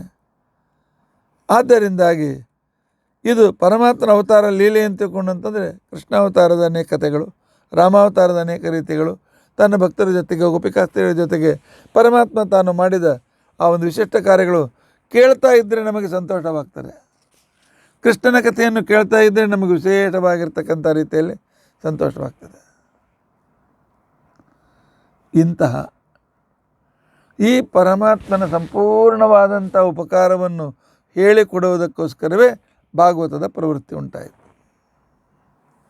ಭಾಗವತ ಪ್ರವೃತ್ತಿ ಉಂಟಾಗಿರ್ತಕ್ಕಂಥ ಸಂದರ್ಭದಲ್ಲಿ ಆಗ ಶೌನಕಾದಿಗಳು ಕೇಳ್ತಾರೆ, ಭಾಗವತ ಮೊಟ್ಟ ಮೊದಲು ರಚನೆ ಮಾಡಿದವರು ಯಾರು? ಭಾಗವತ ಜಗತ್ತಿನಲ್ಲಿ ಬಂದದ್ದು ಹೇಗೆ ಅನ್ನುವ ಪ್ರಶ್ನೆಗೆ ಉತ್ತರ ಕೊಡ್ತಾರೆ. ಆಗ ಹೇಳ್ತಾರೆ, ಭಾಗವತ ಅಂತಿಕೊಂಡಂತಂದರೆ ಈಗಿನ ರೂಪದಲ್ಲಿರ್ತಕ್ಕಂಥ ಭಾಗವತ ಅಂತಿಕೊಂಡಂತೇನಿದೆ ಇದೇ ಶ್ಲೋಕ ಕ್ರಮಗಳಲ್ಲಿ ವೇದವ್ಯಾಸದೇವರು ಮಾಡಿದ್ದು. ಆದರೆ ಸೃಷ್ಟಿಯಾದಲ್ಲಿ ಪರಮಾತ್ಮ ಭಾಗವತ ತನ್ನ ಮಹಿಮೆಗಳನ್ನು ತನ್ನ ವೈಶಿಷ್ಟ್ಯಗಳನ್ನು ಮೊದಲು ಚತುರ್ಮುಖ ಬ್ರಹ್ಮನಿಗೆ ಉಪದೇಶ ಮಾಡ್ತಾನೆ. ಚತುರ್ಮುಖ ಬ್ರಹ್ಮದೇವರು ನಾರದರಿಗೆ ಉಪದೇಶ ಮಾಡ್ತಾರೆ. ನಾರದರು ವೇದವ್ಯಾಸದ ಹತ್ತಿರ ಒಂದು ಪ್ರಾರ್ಥನೆ ಮಾಡ್ತಾರೆ, ವೇದವ್ಯಾಸರೇ ಭಾಗವತ ಗ್ರಂಥ ಬರೆಯಿರಿ ಅಂತ ತಿಳ್ಕೊಂಡಂತೇಳಿ. ಆ ನಂತರ ಭಾಗವತ ಗ್ರಂಥವನ್ನು ಪರೀಕ್ಷಿತ ರಾಜನಿಗೆ ಉಪದೇಶ ಮಾಡ್ತಾರೆ ಶುಕಾಚಾರ್ಯರು. ಪರೀಕ್ಷಿತ ರಾಜ ನಂತರ ತಾನು ಮುಕ್ತಿಯನ್ನು ಪರಮಾತ್ಮ ಅನುಗ್ರಹವನ್ನು ಪಡೆದು ಮುಂದಿನ ಮಹಾಯುಗದಲ್ಲಿ ಆ ಕಾಲದಲ್ಲಿ ಪರೀಕ್ಷಿತ ರಾಜನು ಕೂಡ ಜಗತ್ತಿಗೆ ಪರಮಾತ್ಮನ ಮಹಿಮೆಗಳನ್ನು ತಿಳಿಸಿಕೊಡ್ತಾನೆ. ಆದರೆ ಅಲ್ಲಿ ಶುಕಾಚಾರ್ಯರು ಪರೀಕ್ಷಿತ ರಾಜನಿಗೆ ಹೇಳ್ತಕ್ಕಂಥ ಕ್ರಮ, ಶುಕಾಚಾರ್ಯರು ಪರೀಕ್ಷಿತ ರಾಜನಿಗೆ ಹೇಳುವಾಗ ಸೂತಾಚಾರ್ಯರು ಅಲ್ಲಿ ಬಂದು ಕೂತ್ಕೊಂಡಿದ್ದರು. ಆ ಸೂತಾಚಾರ್ಯರು ಈಗ ಶೌನಕಾದರ್ಶಿಗಳು ಹೇಳ್ತಾ ಇದ್ದಾರೆ, ಶೌನಕಾದರ್ಶಿಗಳೇ ನಾನು ಪರಂಪರೆ ಈ ರೀತಿಯಾಗಿ ಬಂತು. ಪರಮಾತ್ಮ ಬ್ರಹ್ಮದೇವರಿಗೆ, ಬ್ರಹ್ಮದೇವರಿಂದ ಅದು ನಾರದರಿಗೆ, ನಾರದರಿಂದ ಅದು ವೇದವ್ಯಾಸದೇವರಿಗೆ ಪ್ರಾರ್ಥನೆ, ವೇದವ್ಯಾಸದೇವರಿಂದ ಪರೀಕ್ಷಿತ ಇತ್ಯಾದಿಗಳು ಹುಟ್ಟುತ್ತಾರೆ. ಆನಂತರ ಪರೀಕ್ಷಿತನ ವೇಳೆಗೆ ಉಪದೇಶ ಮಾಡುವಾಗಲೇ ಸೂತಾಚಾರ್ಯರನ್ನು ಕೂಡ ಪರಮಾತ್ಮ ಭಾಗವತದ ಪ್ರವರ್ತಕರನ್ನಾಗಿ ಮಾಡ್ತಾನೆ. ಇದೊಂದು ಕ್ರಮ. ಇನ್ನೊಂದು ಕ್ರಮ, ಸಂಕರ್ಷಣ ರೂಪಿಯಾದಂಥ ಪರಮಾತ್ಮ, ಸಂಕರ್ಷಣ ಅಂತ ಅನಿಸ್ಕೊಂಡಿರ್ತಕ್ಕಂಥ ಪರಮಾತ್ಮ ತಾನು ಶೇಷದೇವರಿಗೆ ಭಾಗವತನ ಉಪದೇಶ ಮಾಡ್ತಾನೆ. ಶೇಷದೇವರು ಸಾಂಖ್ಯಾಯನರಿಗೆ ಉಪದೇಶ ಮಾಡ್ತಾರೆ, ಸಾಂಖ್ಯಾಯನರು ಪರಾಶರರಿಗೆ ಉಪದೇಶ ಮಾಡ್ತಾರೆ, ಪರಾಶರರು ಮೈತ್ರೇಯನಿಗೆ ಉಪದೇಶ ಮಾಡ್ತಾರೆ, ಮೈತ್ರೇಯರು ವಿದುರನಿಗೆ ಉಪದೇಶ ಮಾಡ್ತಾರೆ. ಹೀಗೆ ಇದೊಂದು ಪರಂಪರೆ ಬೆಳೆದು ಬಂತು. ಇನ್ನೊಂದು ಮೂರನೇ ಪರಂಪರೆ ಏಕಾದಶ ಸ್ಕಂದಲ್ಲಿ ಬರ್ತದೆ. ಉದ್ಧವ ತಾನು ಕುಳಿತುಕೊಂಡು ಶ್ರೀಕೃಷ್ಣ ಸಾಕ್ಷಾತ್ ಉದ್ಧವನಿಗೆ ಮತ್ತು ಮೈತ್ರೇಯರಿಗೆ ಉಪದೇಶ ಮಾಡ್ತಾನೆ, ಮೈತ್ರೇಯರು ನಂತರ ವಿದುರನಿಗೆ ಉಪದೇಶ ಮಾಡ್ತಾರೆ. ಹೀಗೆ ಮೂರು ರೀತಿಯಿಂದ ಭಾಗವತ ಶಾಸ್ತ್ರ ಬೆಳೆದು ಬಂದಿದೆ. ಅಂದರೆ ಅದರಲ್ಲಿ ಎಷ್ಟು ಮಹತ್ವಪೂರ್ಣವಾದ ವಿಚಾರ ಇರಬೇಕು. ಅದಕ್ಕೋಸ್ಕರ ಭಾಗವತ್ ಮಹಾತ್ಮೆಯಲ್ಲಿ ಹೇಳ್ತಾರೆ, ಅರ್ಥೋಯಂ ಬ್ರಹ್ಮಸೂತ್ರಾಣಂ, ಬ್ರಹ್ಮಸೂತ್ರಗಳ ಒಂದು ಟೀಕೆ ಟಿಪ್ಪಣಿ ಏನಾದರೂ ಇದ್ದರೆ ಅದು ಭಾಗವತ. ವೇದಾರ್ಥ ಪರಿಬ್ರಹ್ಮಿತ, ಸಕಲ ವೇದಗಳ ಸಾರ ಈ ಭಾಗವತದಲ್ಲಿ ಬಂದಿದೆ. ಆದ್ದರಿಂದಾಗಿ ಈ ಗ್ರಂಥ ಅತಿ ಶ್ರೇಷ್ಠ ಅಂತ ತಿಳ್ಕೊಂಡಂತ ನೆನೆಸ್ಕೊಳ್ತಾರೆ. ಇಂಥ ಶ್ರೀಮದ್ ಭಾಗವತವನ್ನು ಜಗತ್ತಿನಲ್ಲಿ ಪ್ರಚಾರ ಮಾಡಿದವರು ಯಾರು? ಶೌನಕಾದಿಗಳು ಪ್ರಶ್ನೆ ಮಾಡ್ತಾರೆ, ವೇದವ್ಯಾಸದೇವರು ಭಾಗವತ ಯಾಕೆ ಬರೆದರು? ಅವ್ರಿಗೇನಾದ್ರು ಸಂಬಳ ಸಿಗ್ತಾ? ಭಾಗವತ ಬರೆದಿದ್ದರಿಂದ ಏನಾದರೂ ಅವ್ನಿಗೆ ವಿಶೇಷವಾಗಿರ್ತಕ್ಕಂಥ ಲಾಭ ಬಿರುದು, ಅವ್ರಿಗೇನಾದರೂ ಒಳ್ಳೆಯ ರೀತಿಯಾಗಿರ್ತಕ್ಕಂಥ ಪದಕಗಳನ್ನು ಕೊಟ್ಟಿದ್ದಾರಾ? ಪರಮಾತ್ಮ ವೇದವ್ಯಾಸರು ಭಾಗವತವನ್ನು ಯಾಕೆ ಬರೀಬೇಕು ಅನ್ನುವ ಪ್ರಶ್ನೆ ಬಂದಾಗ ಆಗ ಹೇಳ್ತಾರೆ, ಒಂದು ಸಲ ನಾರದರು ವೇದವ್ಯಾಸ ದೇವರನ್ನು ಭೇಟಿಯಾಗೋದಕ್ಕೋಸ್ಕರ ಬಂದಿದ್ದಾರೆ. ಬಂದಿರತಕ್ಕಂಥ ಸಂದರ್ಭದಲ್ಲಿ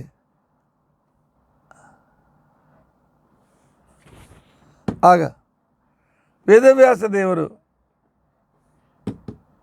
ನಾರದರು ವೇದವ್ಯಾಸದ ಹತ್ರ ಬಂದಾಗ ನಾರದರು ವೇದವ್ಯಾಸ ದೇವರು ಸ್ವಲ್ಪ ಚಿಂತೆ ಮಾಡ್ತಾ ಇದ್ದಾರೆ ಅಂತ ಅನ್ನಿಸ್ತು. ನಾರದರಂತಂದರು, ಪರಮಾತ್ಮ ಅನಂತಗುಣ ಪರಿಪೂರ್ಣ, ನಿತ್ಯ ಆನಂದ ಪರಿಪೂರ್ಣ, ಇವನಿಗೆಲ್ಲಿಯ ಚಿಂತೆ?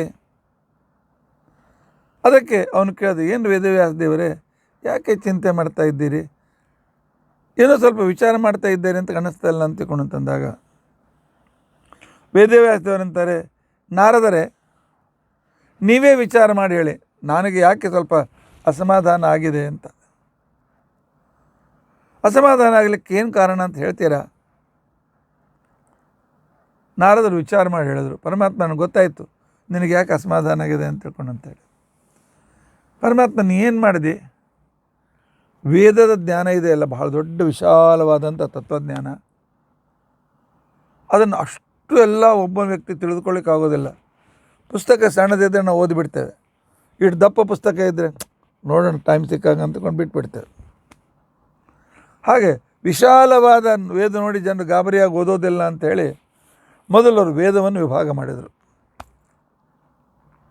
ಆದರೆ ವೇದಾಧ್ಯಯನ, ವೇದ ಅರ್ಥ ಆಗಬೇಕಾಗಿತ್ತು ಅಂತ ತಿಳ್ಕೊಂಡಂತಂದರೆ ಬಾಲ್ಯದಲ್ಲಿ ಉಪನಯನ ಮಾಡಿಕೊಂಡು ಗುರುಕುಲಕ್ಕೆ ಹೋಗಬೇಕು.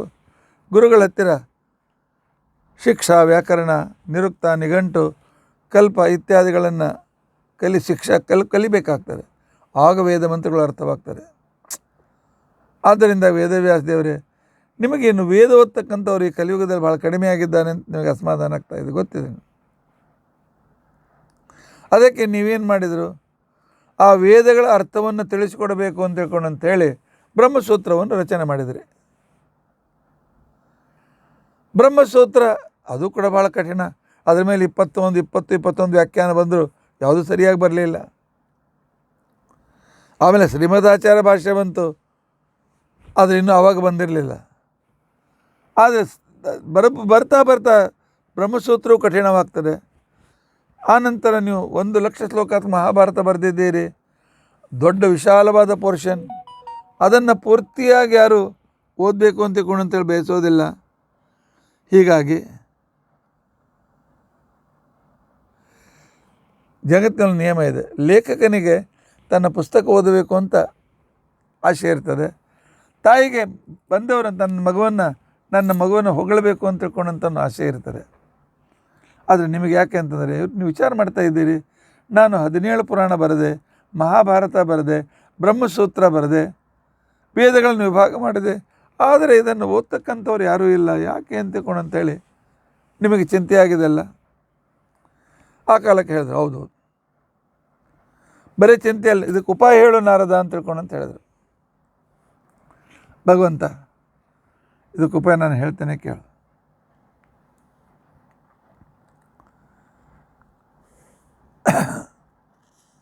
ಮೊದಲನೇದ್ದು, ಕಠಿಣ ಮಂತ್ರವನ್ನು ಬಿಟ್ಟು ಇನ್ನೊಂದು ಗ್ರಂಥ ಬರೆ. ಆ ಗ್ರಂಥದಲ್ಲಿ ಯಾವುದೇ ರೀತಿಯಾಗಿರ್ತಕ್ಕಂಥ ಡಿಟೇಲ್ ಆಗಿರ್ತಕ್ಕಂಥ, ಯಾವುದೇ ರೀತಿಯಾಗಿರ್ತಕ್ಕ ಗೂಢವಾಗಿರ್ತಕ್ಕಂಥ ಭಾಷೆಯನ್ನು ಉಪಯೋಗಿಸಬೇಡ. ಶಾಸ್ತ್ರದಲ್ಲಿ 3 ಥರದ ಭಾಷೆಗಳು. ಒಂದು ಸಮಾಧಿ ಭಾಷಾ, ಆನಂತರ ಒಂದು ದರ್ಶನ ಭಾಷಾ, ಆನಂತರ ಇನ್ನೊಂದು ಗುಹ್ಯ ಭಾಷಾ ಅಂತ ತಿಳ್ಕೊಂಡಂತೇಳಿ. ಸಮಾಧಿ ಭಾಷಾ ಅಂತ ತಿಳ್ಕೊಂಡಂತಂದರೆ ಹೇಗೆ ಡಿಕ್ಷನರಿ ಇಟ್ಕೊಂಡು ಆ ರೀತಿಯಾಗಿರ್ತಕ್ಕಂಥ ಅರ್ಥವನ್ನು ಮಾಡ್ಕೊಳ್ಳೋಕ್ಕೆ ಸಾಧ್ಯವಾಗ್ತದೆ. ಅಂದರೆ ಎಲ್ಲರೂ ತಿಳಿಯುವ ಭಾಷೆಯಲ್ಲಿ ಬರೀತಕ್ಕ ಸರಳವಾದ ಭಾಷೆಯಲ್ಲಿ ಬರೆಯೋದಕ್ಕೋಸ್ಕರ ಸಮಾಧಿ ಭಾಷಾ ಅಂತ ತಿಳ್ಕೊಂಡಂತೇಳಿ ಅದಕ್ಕೆ ಕರೀತಾರೆ. ಆನಂತರ ದರ್ಶನ ಭಾಷಾ ಅಂತ ತಿಳ್ಕೊಂಡಂತಂದರೆ ಒಂದು ಗ್ರಂಥದಲ್ಲಿ ಇಂಥವ್ರು ಹೀಗೆ ಹೇಳ್ತಾರೆ, ಇಂಥವ್ರು ಹೀಗೆ ಹೇಳ್ತಾರೆ, ಇಂಥವ್ರು ಹೀಗೆ ಹೇಳ್ತಾರೆ ಅಂತೇಳಿ ಅದೆಲ್ಲ ಬಹಳ ಜನರು ಹೇಳ್ತಾರೆ ಅಂತ ಯಾವುದು ಸರಿ ಯಾವುದು ತಪ್ಪು ಅಂತ ಅನ್ನೋದು ಗೊತ್ತಾಗೋದಿಲ್ಲ. ಇನ್ನೊಂದು ಗುಹ್ಯ ಭಾಷೆ ಇದೆ, ಅದು ಬಹಳ ದೇವತೆಗಳಿಗೆ ಮಾತ್ರ ಅರ್ಥವಾಗ್ತದೆ. ಹೀಗೆಲ್ಲ ಬರೆದ್ರೆ ಕಲಿಯುಗ ಜನರಿಗೆ ಅರ್ಥ ಆಗಂಗಿಲ್ಲ. ಪರಮಾತ್ಮ ಕಲಿಯುಗ ಜನರಿಗೆ ಅರ್ಥವಾಗ್ತದೆ ಸುಲಭವಾದಲ್ಲಿ. ಪರಮಾತ್ಮ ನಿನ್ನ ಮಹಿಮೆಗಳನ್ನು ಹೇಳ್ತಾ ಅದ್ರ ಜೊತೆ ನಿನ್ನ ಭಕ್ತರ ಮಹಿಮೆನೂ ಕೇಳು. ದೇವರು ಕರುಣಾ ಸಮುದ್ರ ಉದಾಹರಣೆ ಇದೆಯಾ ಅಂತ ಕೇಳ್ತಾರೆ. ಆ ರೀತಿಯಾಗಿ ನಿನ್ನ ಕರುಣೆಯಿಂದ ಅನುಗ್ರಹವನ್ನು ಪಡೆದಂಥವರ ಚರಿತ್ರವನ್ನು ಬರೀ ಸಿದ್ಧಾಂತಕ್ಕಿಂತಲೂ ಸಜ್ಜನರ ಸಂಗತಿ ಆಗಬೇಕು. ಸಜ್ಜನರ ಸಂಗತಿ ಆದರೆ ಮನುಷ್ಯ ಉದ್ಧತನಾಗ್ತಾನೆ. ಆದರೆ ಪರಮಾತ್ಮ ನಿನ್ನ ಭಾಗವತಲ್ಲಿ ಅನೇಕ ಸಜ್ಜನರ ಲಿಸ್ಟ್ ಕೊಡು. ನಾರದರಂಥವ್ರ ಮಹಿಮೆಗಳನ್ನು ಅನ್ನಲ್ಲ, ಇಂದ್ರನ ಮಹಿಮೆ ಹೇಳು, ವಾಯುದೇವರ ಮಹಿಮೆ ಹೇಳು, ಬ್ರಹ್ಮದೇವರ ಮಹಿಮೆ ಹೇಳು. ಹೀಗೆ ಪರಮಾತ್ಮನ ಭಕ್ತರ ಮಹಿಮೆ ಹೇಳಿದರೆ, ಓ ಇಂಥ ಭಕ್ತರು ಪರಮಾತ್ಮ ಅನುಗ್ರಹ ಪಾತ್ರರಾಗಿದ್ದಾರೆ, ನಾನು ಭಕ್ತಿ ಮಾಡಬೇಕು ಅಂಥೇಳಿ ಮನುಷ್ಯನಿಗೆ ಬಯಕೆ ಉಂಟಾಗ್ತದೆ. ಅದಕ್ಕೋಸ್ಕರ ಸುಲಭವಾದ ಭಾಷೆಯಲ್ಲಿ, ಸುಲಭವಾದ ಭಾಷೆ ಅಂತಂದರೆ ಫಿಲಾಸಫಿಕಲ್ ಲ್ಯಾಂಗ್ವೇಜ್ನಲ್ಲಿ ಬಹಳ ಅನೇಕ ಸೂಕ್ಷ್ಮವಾದ ವಿಚಾರಗಳನ್ನು ಅದಕ್ಕೆ ಗುಹ್ಯ ಭಾಷೆ ಅಂತ ಕರೀತಾರೆ, ಹೇಳ್ತಾರೆ, ಎಲ್ಲರಿಗೂ ಅರ್ಥ ಆಗೋದಿಲ್ಲ. ಸಮಾಧಿ ಭಾಷೆಯಲ್ಲಿ ಬರೆ ಅಂತಂದಾಗ ಆಗ ವೇದವ್ಯಾಸ ದೇವರು ಸಮಾಧಿ ಭಾಷೆಯಲ್ಲೇ ಬರೆದಿದ್ದಾರೆ. ಸಮಾಧಿ ಭಾಷೆಯಲ್ಲಿ ಬರೆಯೋಕ್ಕಿಂತ ಮೊದಲು ನಾರದರು ಇನ್ನೊಂದು ಪ್ರಾರ್ಥನೆಯನ್ನು ಮಾಡ್ತಾರೆ. ಪರಮಾತ್ಮ ಭಗವದ್ಭಕ್ತರ ಕಥೆಯನ್ನು ಹೇಳು, ಕಲಿಯುಗದಲ್ಲಿ ಎಲ್ಲವೂ ಸಿಗ್ತದೆ, ಆದರೆ ಸಜ್ಜನರ ಸಂಗತಿ ಸಿಕ್ಕೋದಿಲ್ಲ. ಎಲ್ಲೋ ದೂರ ಇರ್ತಾರೆ ಸಜ್ಜನರು, ಅವ್ರ ಹತ್ರ ದಿನಾಲೂ ಹೋಗ್ಲಿಕ್ಕೆ ಕೂಡ ಆಗೋದಿಲ್ಲ. ಸಜ್ಜನರ ಸಂಗತಿ ಕಲಿಯುಗದ ಜನರಿಗೆ ಸಿಕ್ಕೋದಿಲ್ಲ. ಸಜ್ಜನರ ಸಂಗತಿಯಿಂದ ಮನುಷ್ಯನಿಗೆ ಪರಮಾತ್ಮನಲ್ಲಿ ಭಕ್ತಿ ಬರ್ತದೆ, ಅವರಿಗೆ ಧರ್ಮ ಗೊತ್ತಾಗ್ತದೆ, ಎಲ್ಲವೂ ಗೊತ್ತಾಗ್ತದೆ.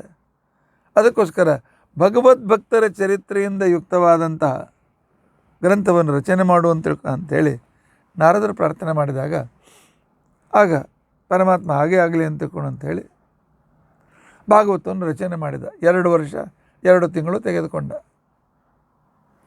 ಭಾಳ ಅದ್ಭುತವಾದಂಥ ರೀತಿಯಲ್ಲಿ ಪರಮಾತ್ಮನ ಅನೇಕ ಮಹಿಮೆಗಳನ್ನು ಹೇಳುವ ಗ್ರಂಥವನ್ನು ರಚನೆ ಮಾಡಿದ.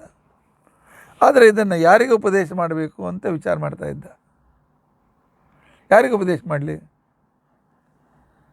ಅಂಥ ವಿಚಾರವನ್ನು ಮಾಡ್ತಾ ಇರತಕ್ಕಂಥ ಸಂದರ್ಭದಲ್ಲಿ ಆಗ ಅವರು ಹಿಂದಿನ ಕಾಲಕ್ಕೆ ಹೋಮ ಮಾಡಬೇಕಾಗಿದ್ದರೆ ಮಾಚಿಸ್ ಇರಲಿಲ್ಲ.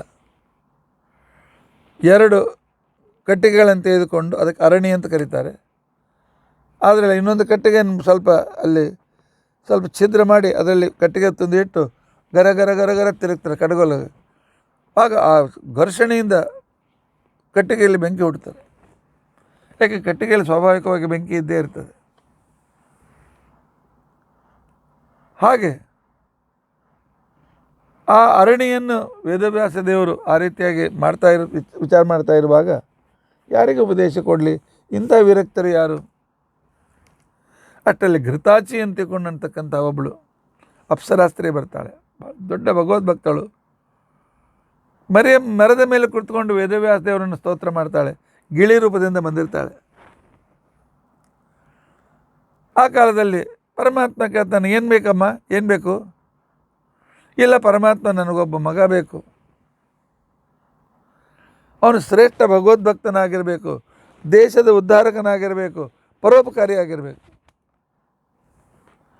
ಅಂತ ಅವಳು ಕೇಳಿದ ಕ್ಷಣಕ್ಕೇನೆ ದೇವರು ತಥಾಸ್ತು ಅಂತಂದ. ಆಗಲೇ 8 ವರ್ಷದ ಬಾಲಕ ಹುಟ್ಟಿದ. ಅಂದರೆ ದೇವರು ಜನರನ್ನು ಹುಟ್ಟಿಸ್ಬೇಕಾದ್ರೆ ಗಂಡ ಹೆಂಡತಿಗೆ ಸಂಬಂಧ ಆಗಬೇಕು ಅಂತ ನಿಯಮವಿಲ್ಲ. ದೇವರಿಗೆ ಶುಕ್ಲ ಶೂನ್ಯದ ಸಂಪರ್ಕವೂ ಕೂಡ ಇಲ್ಲ. ದೇವರು ಯಾವಾಗಲೂ ಅದ್ಭುತವಾಗಿರ್ತಕ್ಕಂಥ ರೀತಿಯಲ್ಲಿ ಅಚಿಂತ್ಯದ್ಭುತ ಸಾಮರ್ಥ್ಯದಿಂದ ಯುಕ್ತನಾಗಿರ್ತಕ್ಕಂಥ, ಹೀಗಾಗಿ ಆ ದೇವರು ಘೃತಾಚೋದಕ್ಕೆ ದೇಹ ಸಂಬಂಧ ಮಾಡಲಿಲ್ಲ, ತಮ್ಮ ಇಚ್ಛೆಯಿಂದಲೇ ಸೃಷ್ಟಿ ಮಾಡಿದ್ದಾರೆ. ಸೃಷ್ಟನಾಗಿರ್ತಕ್ಕಂಥ ವ್ಯಕ್ತಿ, ಮಹಾ ವಿರಕ್ತನಾಗಿರ್ತಕ್ಕಂಥ ವ್ಯಕ್ತಿ ಶಿವನ ಅವತಾರ, ರುದ್ರದೇವರ ಅವತಾರ. ಅಷ್ಟೇ ಅಲ್ಲ, ಅವರ ಜೊತೆ ವಾಯುದೇವರು ಕೂಡ ಅವರೆಲ್ಲ ಸೇರಿಕೊಂಡಿದ್ದರು. ಹೀಗಾಗಿ ಮನೋಮಯ ದೇವತೆಯಾಗಿರ್ತಕ್ಕಂಥ ವ್ಯಕ್ತಿ ಪ್ರಾರ್ಥನೆ ಮಾಡಿದರೆ ತೈಲಧಾರೆಯಂತೆ ಮನಸ್ಸು ಕೊಡು ಹರಿಯಲ್ಲಿ ಅಂತ ಹೇಳಿ ನಮಗೆ ಮನಸ್ಸನ್ನು ಕೊಡ್ತಕ್ಕಂಥವರು. ವಾಯುದೇವರಿಂದ ಯುಕ್ತರಾಗಿ ಶುಕಾಚಾರ ಅಂತ ಹೆಸರಿನಿಂದ ಸಾಕ್ಷಾತ್ ರುದ್ರದೇವರೇ ಅವತರಿಸಿ ಬಂದಿದ್ದಾರೆ. ಅವತರಿಸಿ ಬರ್ತಾರೆ. 8 ವರ್ಷದ ಬಾಲಕ ಮುಖದಿಂದ ವೇದಗಳನ್ನು ಹೇಳ್ತಾ ಇದ್ದಾನೆ. ಅಷ್ಟರಲ್ಲಿ ಅವನಿಸ್ತು, ಓಹ್, ನಾನು ಇಲ್ಲೇ ಇದ್ದರೆ ನನಗೆ ಮೋಹ ಬರ್ತದೆ, ಇವರಪ್ಪ ಇವನ ತಾಯಿ ಅಂತ ತಿಳ್ಕೊಂಡು ಅಬ್ಲಿಕೇಶನ್ದಲ್ಲಿ ಬೀಳ್ತೇನೆ, ಬೇಡ ಅಂತ ತಿಳ್ಕೊಂಡು ಅಂತೇಳಿ ಪರಮಾತ್ಮನ ಪಡೆಯಬೇಕಂತ ಹೊರಟೇ ಬಿಟ್ಟ. ಹುಟ್ಟಾಕ್ಷಣಕ್ಕೇ ದೇವರನ್ನು ಪಡೆಯಬೇಕು ಅಂತ ಹೊರಡುವ ವೈರಾಗ್ಯ ಈ ನನ್ನ ಮಗನಲ್ಲಿದೆ ಅಂತ ತಿಳ್ಕೊಂಡು ಅಂತೇಳಿ ಆ ಕಾಲಕ್ಕೆ ವೇದವ್ಯಾಸರು ವಿಚಾರ ಮಾಡಿದರು. ಇಲ್ಲ, ಭಾಗವತ ಹೇಳಿದ್ರೆ ಇವನಿಗೆ ಹೇಳಬೇಕು ಅಂತ ತಿಳ್ಕೊಂಡು ಅಂತೇಳಿ ಆಗ ಅವನು ಪುತ್ರ ಅಂತ ತಿಳ್ಕೊಂಡು ಅಂತೇಳಿ ಜೋರಾಗಿ ಕರೆದರು. ಪುತ್ರ ರುದ್ರದೇವರು ಎಲ್ಲ ಕಣಕಣದಲ್ಲಿ ವ್ಯಾಪ್ತರಾಗಿರ್ತಕ್ಕಂಥವ್ರು ಪರಮಾತ್ಮ ಲಕ್ಷ್ಮಿ ನಂತರ ಈ ಪರಮಾತ್ಮನ ಧ್ವನಿ ದೂರದಲ್ಲಿರ್ತಕ್ಕಂಥ ಶುಕಾಚಾರ್ಯ ಕೇಳಿಸ್ತು. ಆಗ ಶುಕಾಚಾರ್ಯ ತಿರುಗಿ ಬರ್ತಾರೆ. ಈ ಮಾತನ್ನು ಸೂತಾಚಾರ್ಯ ಹೇಳ್ತಾರೆ. ಯಂ ಪ್ರವ್ರಜಂತಮನುಪೇತಮಪೇತ ಕೃತ್ಯಂ ದ್ವೈಪಾಯನೋ ವಿರಹ ಕಾತರ ಆಜುಹಾವ ಪುತ್ರೇತಿ ತನ್ಮಯತಯ ತರವೋಪಿ ನೇದು ತಂ ಸರ್ವಭೂತ ಹೃದಯಂ ಮುನಿಮಾನತೋಸ್ಮೆ. ತಿರುಗಿ ಬಂದ ಕ್ಷಣಕ್ಕೇನೆ ಆ ಕಾಲದಲ್ಲಿ ವೇದವ್ಯಾಸ ಹೇಳಿದ್ರು, ನೋಡಪ್ಪ ಭಾಗವತ ಹೇಳ್ತೇನೆ, ಅದಕ್ಕೋಸ್ಕರ ಕರೆದಿದ್ದೇನೆ ಅಂತ ಹೇಳ್ದ. ಅಪ್ಪ ನನಗೆ ಭಾಗವತ ಇದು ಬೇಕಾಗಿನ, ಭಾಗವತ ಕಲಿಬೇಕು, 4 ಕಡೆಗೆ ಹೇಳಬೇಕು, ದಕ್ಷಿಣೆ ಕೊಡ್ತಾರೆ, ಆ ದಕ್ಷಿಣೆಯಿಂದ ಉಪಜೀವನ ಮಾಡಬೇಕು, ಇದೆಲ್ಲ ಬೇಕಾಗಿಲ್ಲ. ನನಗೆ ಪರಮಾತ್ಮನನ್ನು ಪಡೆಯಬೇಕಾಗಿದೆ, ಅದಕ್ಕೋಸ್ಕರ ನಾನು ಹೊರಟು ಬಿಡ್ತೇನೆ, ಬೇರೆ ಯಾರು ಇನ್ನೊಬ್ಬರಿಗೆ ಹೇಳಿಬಿಡು ಅಂತ ಹೇಳಿದೆ. ಆಗ ವೇದವ್ಯಾಸ ಹೇಳಿದರು, ನನಗೆ ನಿನ್ನಂಥ ವಿರಕ್ತರೇ ಬೇಕಾಗಿತ್ತಪ್ಪ. ಭಾಗವತ ಅಂತ ತಿಳ್ಕೊಂಡಂತಂದರೆ ಭಗವಂತನಲ್ಲಿ ಆಸ್ತಿಕತೆ ಇರಬೇಕು, ಉಳಿದ ವಿಷಯದಲ್ಲಿ ವೈರಾಗ್ಯ ಇರಬೇಕು, ಅವರಿಗೆ ಪರಮಾತ್ಮ ಬೇಗನೆ ಒಲಿತಾನೆ. ಆದ್ದರಿಂದಾಗಿ ಭಾಗವತವನ್ನು ಓದು, ಪರಮಾತ್ಮನ ನಿಶ್ಚಿತವಾಗಿ ಸಿಗ್ತಾನೆ ಅಂತ ಹೇಳಿದಾಗ ಶುಕಾಚಾರ್ಯರು ಕೇಳಲಿಕ್ಕೆ ಕೂತ್ಕೊಂಡಿದ್ದಾರೆ. ಆನಂತರ ವೇದವ್ಯಾಸ ದೇವರು ಶುಕಾಚಾರ್ಯರಿಗೆ ಸಂಪೂರ್ಣ ಭಾಗವತನ ಉಪದೇಶ ಮಾಡಿದ್ದಾರೆ. ಎಂಥ ಅದ್ಭುತವಾಗಿರ್ತಕ್ಕಂಥ ಭಾಗ್ಯ. ಈ ಕಡೆಯಲ್ಲೇ ನಾರದರು ಹೇಳ್ತಾರೆ, ಪರಮಾತ್ಮ ಸಜ್ಜನರ ಸಂಘದ ಲಾಭ ಏನಿದೆ, ಭಗವದ್ಭಕ್ತರ ಚರಿತ್ರೆಯನ್ನು ಬರೆಯಂತಿಕೊಂಡು ನನಗೆ ಅಂದೇನಲ್ಲ, ಅದರ ತಾತ್ಪರ್ಯ ನಾನು ಹೇಳ್ತೇನೆ ಕೇಳು ಅಂತಂತಾನೆ ನಾರದರಂತಾರೆ, ನೋಡು, ನಾನು ಒಬ್ಬ ಗಂಧರ್ವ, ಬ್ರಹ್ಮದೇವರಿಗೆ ಹೂಗಳನ್ನು ಕೊಡ್ತಕ್ಕಂಥವನೇನೋ ತಪ್ಪಾಯಿತು. ಆಗ ಅವರು ನಿನಗೆ ನೀನು ದಾಸಿಯ ಮಗನಾಗಿ ಹುಟ್ಟು ಅಂತಿಕೊಂಡಂತೆ ಬ್ರಹ್ಮದೇವರು ಶಾಪ ಕೊಟ್ಟರು. ಗಂಧರ್ವನಿದ್ದಿರತಕ್ಕಂಥ ವ್ಯಕ್ತಿ ನನಗೆ ಅಂತಾಪತನ, ಒಬ್ಬಳು ಪಾತ್ರೆ ತಿಕ್ಕುವವಳು ಮನೆಯಲ್ಲಿ ನಾನು ಅವಳ ಮಗನಾಗಿ ಹುಟ್ಟಿದಾಗ ಅಪ್ಪ ಬೇಗನೆ ಸತ್ತೋಗ್ಬಿಟ್ರು. ಪಾಪ ನಮ್ಮಮ್ಮ ಎಲ್ಲ ಮನೆಯಲ್ಲಿ ಪಾತ್ರೆ ತಿಕ್ಕೋ, ಬಟ್ಟೆ ಒಗೆಯೋ, ಈ ರೀತಿಯಾಗಿ ನನ್ನನ್ನು ಪರಿಪಾಲನೆ ಮಾಡ್ತಾಯಿದ್ಲು. ನನಗೇನೋ ಏನೋ ವಸ್ತು ಕಳೆದುಕೊಂಡಿದ್ದೇನೆ, ಸಿಗ್ತಾ ಇಲ್ಲ. ಒಮ್ಮೆ ಅಳ್ತಿದ್ದೆ, ಒಮ್ಮೆ ನಗ್ತಾ ಇದ್ದೆ, ಒಮ್ಮೆ ಕುಣಿತಾ ಇದ್ದೆ, ಒಮ್ಮೆ ಊಟಕ್ಕೇನು ಮಾಡ್ತಿರಲಿಲ್ಲ. ನನ್ನ ಈ ವ್ಯವಹಾರವನ್ನು ನೋಡಿ ಜನರು ನನಗೆ ಹುಚ್ಚ ಅಂತ ಹೆಸರಿಟ್ಟರು. ಆಗ ನನ್ನನ್ನು ದೂರ ಇಡ್ತಾಯಿದ್ರು. ಒಂದು ಸಲ ಏನಾಯಿತು, ಆ ಊರಿಗೆ ಒಬ್ಬರು ಸನ್ಯಾಸಿಗಳು ಚಾತುರ್ಮಾಸ್ಯಕ್ಕೆ ಬಂದಿದ್ದಾರೆ. ಚಾತುರ್ಮಾಸ್ಯಕ್ಕೆ ಬಂದಾಗ ಅವರ ಋಷಿಗಳ ಮುನಿಗಳ ಚಿಕ್ಕ ನೈವೇದ್ಯದ ಪಾತ್ರೆ ತಿಕ್ಕುವ ಕೆಲಸ ನಮ್ಮ ಅಮ್ಮನಿಗೆ ಸಿಕ್ತು. ಅದರಿಂದಾಗಿ ನಾನು ಕೂಡ ನಮ್ಮ ಅಮ್ಮನ ಜೊತೆಗೆ ಹೋಗ್ತಾ ಇದ್ದೆ. ಹೋಗಿ ಅವಳು ಕೆಲಸ ಮಾಡ್ತಾ ಇರುವಾಗ ನಾನು ಆ ಋಷಿಗಳಿಗೆ ಕೇಳಿದೆ, ಮತ್ತು ನಾನು ನಿಮ್ಮ ಸೇವೆ ಮಾಡಬೇಕು ಅಂತಂತೇನೆ, ನಿಮ್ಮ ರೂಮ್ ಸ್ವಚ್ಛ ಮಾಡ್ತೇನೆ, ಸಾರಿಸ್ತೇನೆ, ಆನಂತರ ನಿಮ್ಮ ಊಟ ಆದಮೇಲೆ ಎಂಜಲೆಲೆ ತೆಗಿತೇನೆ, ಈ ಸೇವೆ ಅವಕಾಶ ಕೊಡಬೇಕು ಅಂತ ತಿಳ್ಕೊಂಡಂತೆ. ಬ್ರಾಹ್ಮಣರ ಎಂಜಲೆಲೆ ತೆಗೆಯೋದು ಅಂತಂದರೆ ಅಶ್ವಮೇಧ ಯಜ್ಞದ ಫಲ ಅಂತ ತಿಳ್ಕೊಂಡಂತಂದಿದ್ದಾರೆ. ರಾಸಯಾಗದಲ್ಲಿ ಒಂದು ಯಜ್ಞ, ಲಕ್ಷಾವಧಿ ಜನ ಸೇರ್ತಾರಂತೆ, 100 ಕೆಲಸಗಳು, ಒಬ್ಬೊಬ್ರಿಗೆ ಒಂದೊಂದು ಕೆಲಸ ಕೊಟ್ಟಿದ್ದಾರೆ. ಪರಮಾತ್ಮ ಏನು ಮಾಡಿದ್ದು, ಒಂದು ಲಿಸ್ಟ್, ಇಷ್ಟು ಕೆಲಸಗಳಿವೆ, ಬಂದವರಿಗೆ ನೀವು ಸೇವೆ ಮಾಡೋದಿದ್ದರೆ ನಿಮ್ಮ ಹೆಸರು ಯಾವ ಕೆಲಸ ಮಾಡ್ತಾರೆ ಅದನ್ನು ಟಿಕ್ ಹಾಕಿ ಅಂತ ತಿಳ್ಕೊಂಡಂತ, ಆ ಕೆಲಸ ನೀವು ಮಾಡಿ ಅಂತ ಕಳಿಸ್ಕೊಡ್ತಾಯಿದ್ದೆ.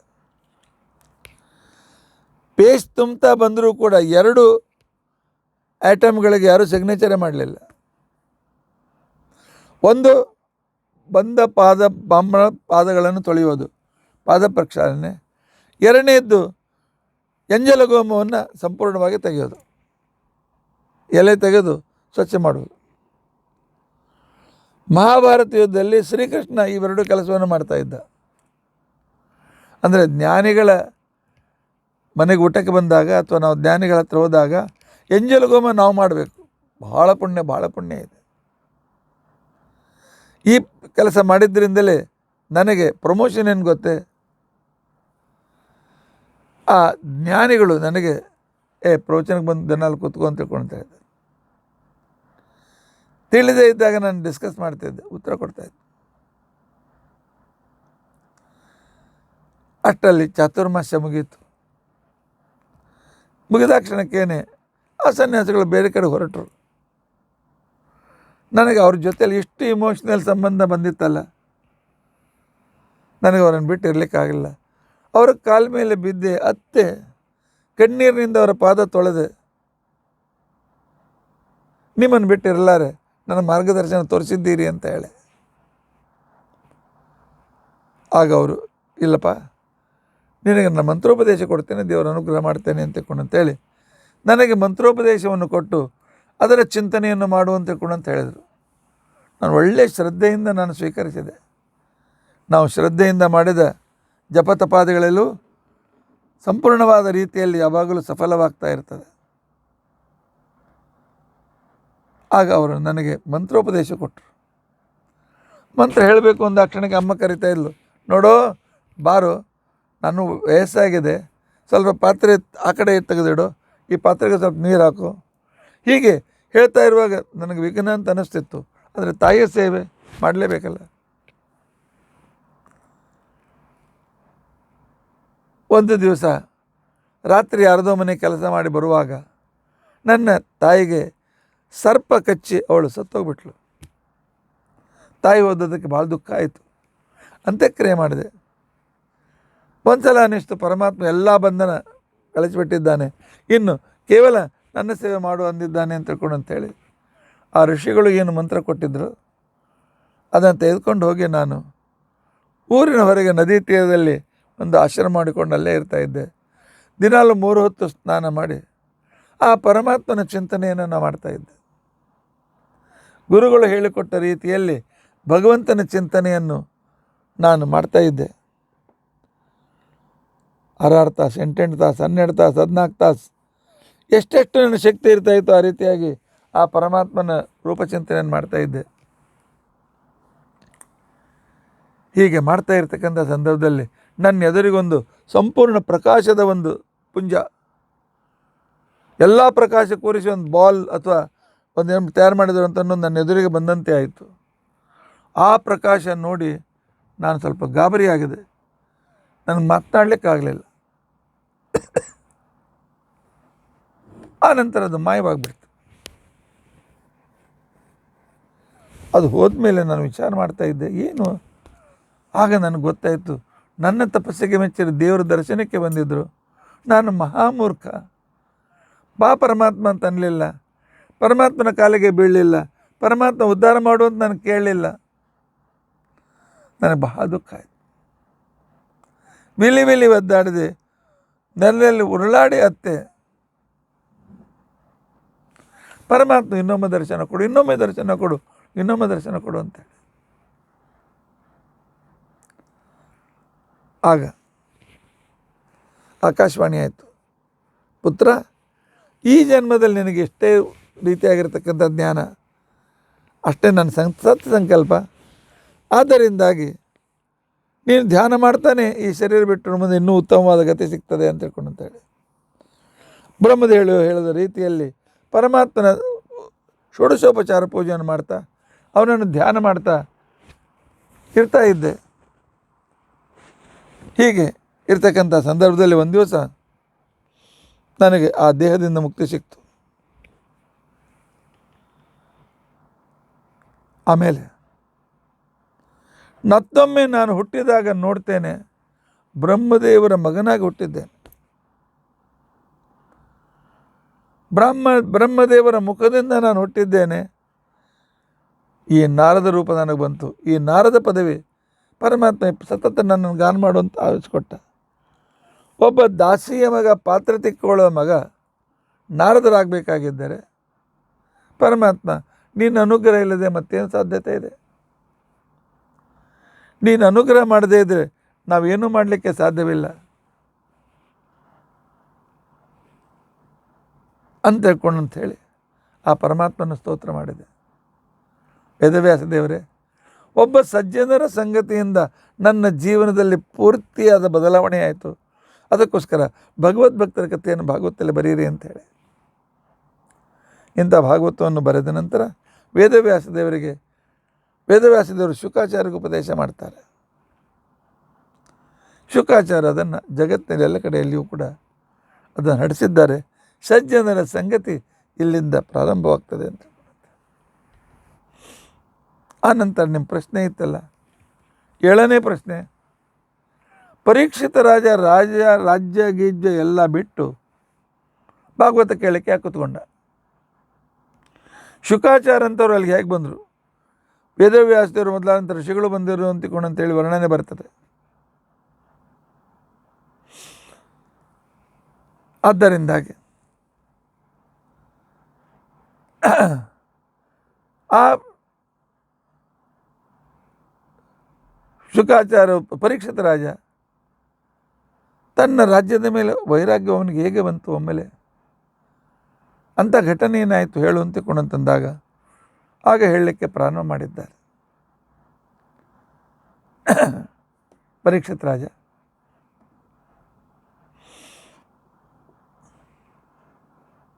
ಯಾವ ರೀತಿಯಲ್ಲಿ ತನ್ನ ಪರಮ ಭಕ್ತಿಯನ್ನು ಪಡೆದ ಅಂತಕ್ಕಂಥ ಕ್ರಮ ಅಶ್ವತ್ಥಾಮಾಚಾರ್ಯರಿಂದ ಪ್ರಾರಂಭವಾಗ್ತದೆ. ಮಹಾಭಾರತದಲ್ಲಿ 18 ದಿವಸದ ಮಹಾಭಾರತ 18ನೇ ದಿವಸದ ಯುದ್ಧವು ಕೂಡ ಮುಗಿದು ಹೋಗಿತ್ತು.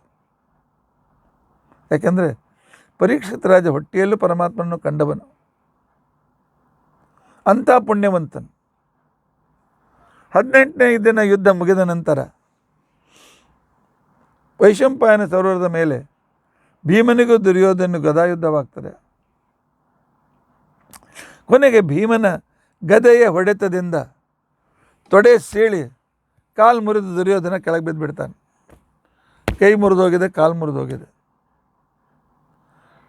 ಆಗ ಅವನ ತಲೆ ಮೇಲೆ ಕಾಲನ್ನು ಇಟ್ಟು ಭೀಮ ಅವನು ಕೊಲ್ಲಬೇಕು ಅಂತಂದಾಗ ಕೃಷ್ಣ ಹೇಳಿದ, ತಾನಾಗೇ ಸಾಯ್ತಾನೆ, ಬಿಟ್ಬಿಡು ಅಂತ ತಿಳ್ಕೊಂಡಂತೇಳಿ ಪಾಂಡವರನ್ನು ಕರೆದುಕೊಂಡು ಶ್ರೀಕೃಷ್ಣ ವಾಪಸ್ ಹೊರಟೋದ.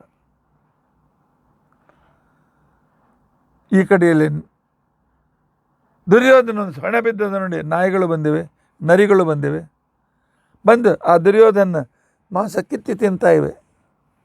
ರಾಜಾದಿರಾಜನಾಗಿ ಮೆರೆದ ವ್ಯಕ್ತಿ ಇವತ್ತು ಜೀವಿತ ಇದ್ದಾನೆ, ಆಗಲೇ ಒಂದು ಮಾಂಸವನ್ನು ಬೆರಳು ಕತ್ತರಿಸ್ಕೊಂಡು ಒಂದು ಮೌಗ ಹೋಗ್ತಾ ಇದೆ, ಇನ್ನೊಂದು ಚರ್ಮ ಸುಲಿತಾ ಇದೆ. ಇಂಥ ದುಃಖವನ್ನು ಅನುಭವಿಸ್ತಾ ಇದ್ದ. ಆದರೆ ಕೌರವರ ಪಕ್ಷದಲ್ಲಿ ಎಲ್ಲ ಜನರು ಸತ್ತು ಕೂಡ 3 ಜನ ಉಳಿದಿದ್ದರು. 3 ಜನ ಚಿರಂಜೀವಿಗಳು ಕೌರವನ ಪಕ್ಷದಲ್ಲಿ ಉಳಿದಿರತಕ್ಕಂಥ ವ್ಯಕ್ತಿಗಳು ಅಶ್ವತ್ಥಾಮಾಚಾರ್ಯರು, ಕೃಪಾಚಾರ್ಯರು, ಆನಂತರ ಕೃತವರ್ಮ ಅಂತ ತಿಳ್ಕೊಂಡಂತೇಳಿ. ಪಾಂಡವರು ಹೋದ ಮೇಲೆ ದುರ್ಯೋಧನ ಭೇಟಿಯಾಗೋದಕ್ಕೋಸ್ಕರ 3 ಜನ ಬರ್ತಾರೆ. 3 ಜನ ಬಂದಾಗ ಆಗ ದುರ್ಯೋಧನ ಹೇಳ್ತಾನೆ, ಅಶ್ವತ್ಥಾಮಾಚಾರ್ಯರೇ, ನಿಮ್ಮನ್ನು ಸೇನಾಪತಿಯನ್ನಾಗಿ ನೇಮಿಸ್ತೇನೆ ಅಂಥೇಳಿ. ಅಶ್ವತ್ಥಾಮಾಚಾರ್ಯ ಅಂತಾರೆ, ಯುದ್ಧ ಎಲ್ಲ ಮುಗಿದೋಗಿದೆ, ಇಲ್ಲ, ಪಾಂಡವರು ಸಾಯದೆ ನನಗೆ ಸಮಾಧಾನ ಆಗೋದಿಲ್ಲ ಅಶ್ವತ್ಥಾಮಾಚಾರ್ಯರೇ,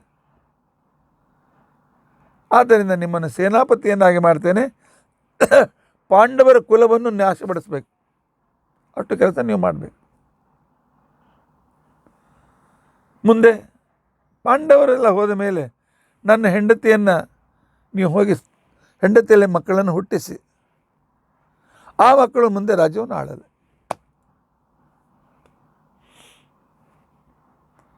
ದುರ್ಯೋಧನ ದುಷ್ಟ ಕಲಿ ಸಾಯುವಾಗಲೂ ಕೂಡ ವಿಕೃತ ವಿಚಾರ.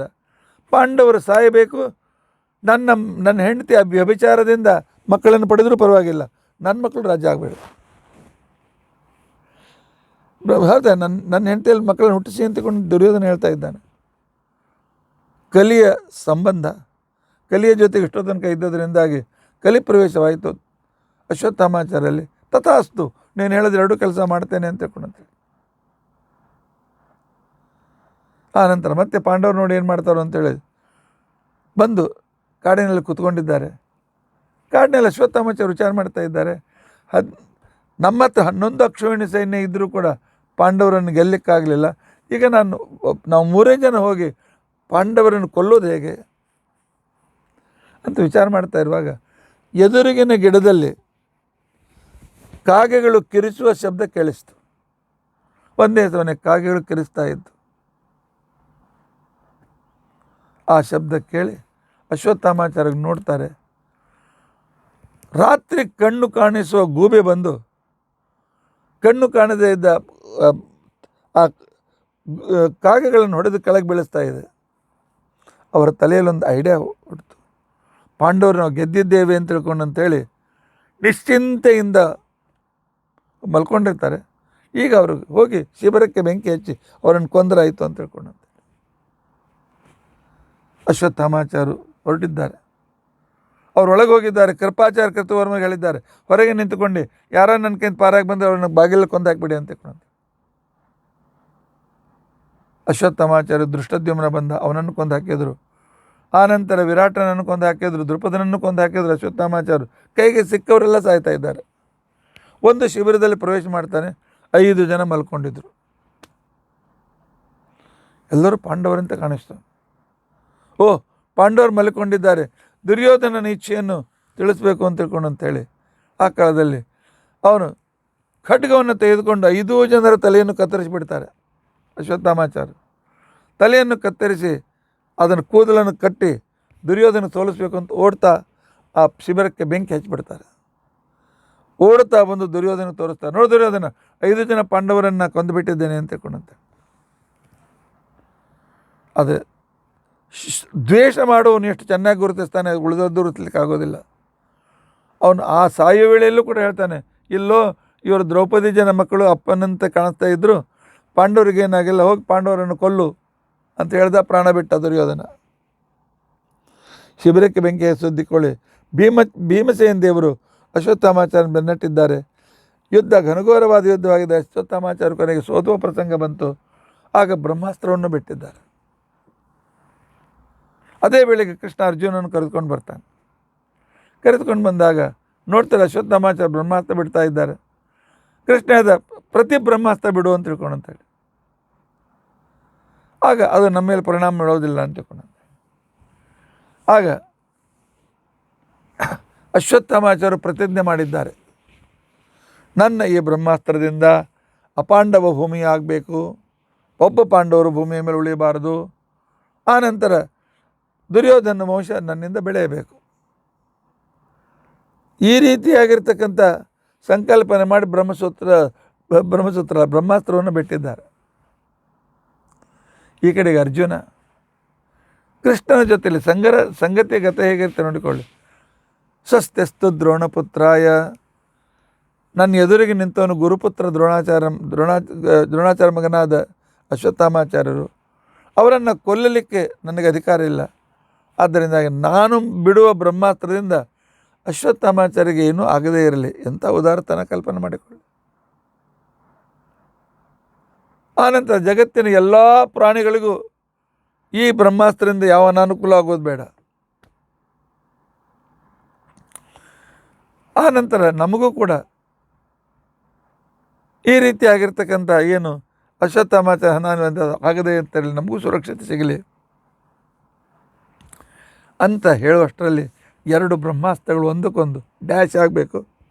ಜಗತ್ತಿನಲ್ಲಿ ಪ್ರಳಯ ಆಗಬೇಕು. ಅಷ್ಟರಲ್ಲಿ ವೇದವ್ಯಾಸರು ನಾರದರು ಮಧ್ಯದಲ್ಲಿ ಭೇಟಿಯಾಗಿ ಅದರ ಬಂದಿದ್ದಾರೆ, ಅಸ್ತ್ರವನ್ನು ತಡೆದಿದ್ದಾರೆ. ಹೇಳ್ತಾರೆ, ಅಶ್ವತ್ಥಾಮಾಚಾರ್ಯರೇ, ಅರ್ಜುನ, ಅಸ್ತ್ರ ಇರೋದು ಏಕೆ? ಸಜ್ಜನರ ಸಂರಕ್ಷಣೆಗೆ. ನಿಮ್ಮಿಬ್ಬರ ನೆವದಿಂದ 2 ಬ್ರಹ್ಮಾಸ್ತ್ರಗಳಲ್ಲಿ ಘರ್ಷಣೆಯಾದರೆ ಲಕ್ಷ ಜನ ಸತ್ತು ಹೋಗ್ತಾರೆ. ಅನೇಕ ವರ್ಷಗಳವರೆಗೂ ಅವರಲ್ಲಿ ಅನೇಕ ರೋಗದಿಂದ ಪೀಡಿತರಾಗ್ತಾರೆ, ಅಂಗವೈಕಲ್ಯರು ಹುಟ್ಟುತ್ತಾರೆ. ಆದ್ದರಿಂದಾಗಿ ಬ್ರಹ್ಮಾಸ್ತ್ರ ನಿಮ್ಮ ಜಗಳಕ್ಕೋಸ್ಕರ ಬಿಟ್ಟು ಜಗತ್ತನ್ನು ಯಾಕೆ ಪೀಡಿಸ್ತೀರಿ? ಅರ್ಜುನ ವಾಪಸ್ ತೆಗೆದುಕೋ. ಅರ್ಜುನ ಉಪಸಂಹಾರ ಮಾಡಿದ. ಆದರೆ ಅಶ್ವತ್ಥಾಮಾಚಾರ್ಯರಿಗೆ ಮಂತ್ರೇ ನೆನಪಿಗೆ ಬರ್ತಾ ಇಲ್ಲ. ಕೊನೆಗೆ ವೇದವ್ಯಾಸರು ಹೇಳ್ತಾರೆ, ನೋಡಪ್ಪ, ಇನ್ನು ಅಭಿಮನ್ಯುವಿನ ದೇಹಕ್ಕೆ ಸಂಸ್ಕಾರ ಆಗಿಲ್ಲ, ಅಲ್ಲಿ ಅಭಿಮನ್ಯುವಿನ ದೇಹ ಸುಟ್ಟೋಗಲಿ ಅಂತೇಳಿ ಬ್ರಹ್ಮಾಸ್ತ್ರವನ್ನು ಅಲ್ಲಿ ಪ್ರಯೋಗ ಮಾಡು. ಹೇಗೂ ಸತ್ತಿದ್ದಾನೆ, ಉಳಿದ ಪಾಂಡವರು ಉಳ್ಕೊಳ್ತಾರೆ. ಆಗ ಅಶ್ವತ್ಥಾಮಾಚಾರ್ಯ, ಇಲ್ಲ, ನಾನು ಈ ಬ್ರಹ್ಮಾಸ್ತ್ರವನ್ನು ಪಾಂಡವರು ಈಗ ವಯಸ್ಸಾಗಿದೆ, ಇನ್ನೇನು ಮಕ್ಕಳಾಗೋದಿಲ್ಲ ನನಗೆ ಗೊತ್ತಿದೆ. ಆದರೆ ಪಾಂಡವರ ಒಂದು ಸಂತತಿ ಬೆಳೀತಾ ಇದೆ ಉತ್ತರೆಯ ಗರ್ಭದಲ್ಲಿ. ಅಭಿಮನ್ಯುವಿನ ಮಗನಾಗಿ ಅವನು ಬೆಳೀತಾ ಇದ್ದಾನೆ. ಆದ್ದರಿಂದಾಗಿ ನಾನು ಆ ಬ್ರಹ್ಮಾಸ್ತ್ರವನ್ನು ಅವನ ಮೇಲೆ ನಾನು ಪ್ರಯೋಗ ಮಾಡ್ತೇನೆ ಅಂತಂದಾಗ ಆಗ ಕೃಷ್ಣನಿಗೆ ಸಿಟ್ಟು ಬಂತು. ಕೃಷ್ಣ ಹೇಳ್ದ, ಎಲ್ಲೇ ಪ್ರಯೋಗ ಮಾಡು, ಆ ಮಗುವನ್ನು ರಕ್ಷಿಸುವ ಜವಾಬ್ದಾರಿ ನನ್ನದು ಅಂತಕೊಂಡಂತೆ. ವೇದವ್ಯಾಸರು ಅಶ್ವತ್ಥಾಮಾಚಾರ್ಯ ಕಡೆಯಿಂದ ಮಣಿಯನ್ನು ಕಸಿದುಕೊಂಡು ಕಲಿಯುಗ ಮುಗಿದವರೆಗೂ ದುಃಖದಿಂದ ತಿರುಗಾಡಿ ಅಂತಕೊಂಡಂತೆ ಅವ್ರನ್ನ ಕಳಿಸ್ಬಿಟ್ಟಿದ್ದ. ಸೋತ್ತಮರ ದ್ರೋಹ ಮಾಡಿದರೆ ಪರಮಾತ್ಮ ಅದನ್ನು ಸಹನೆ ಮಾಡೋದಿಲ್ಲ.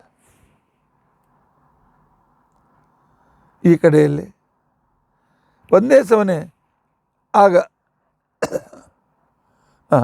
ಅಶ್ವತ್ಥಾಮಾಚಾರ ಮಣಿಯನ್ನು ತೆಗೆದುಕೊಂಡಾಯ್ತಲ್ಲ, ಮಣಿ ತೆಗೆದುಕೊಂಡಾದ ಕ್ಷಣಕ್ಕೇನೆ ಆಗ ಅರ್ಜುನ್ ಭೀಮಸೇನ ದೇವರು ಅಶ್ವತ್ಥಾಮಾಚಾರ್ಯ ಹೆಡೆಮುಡಿ ಕಟ್ತಾರೆ.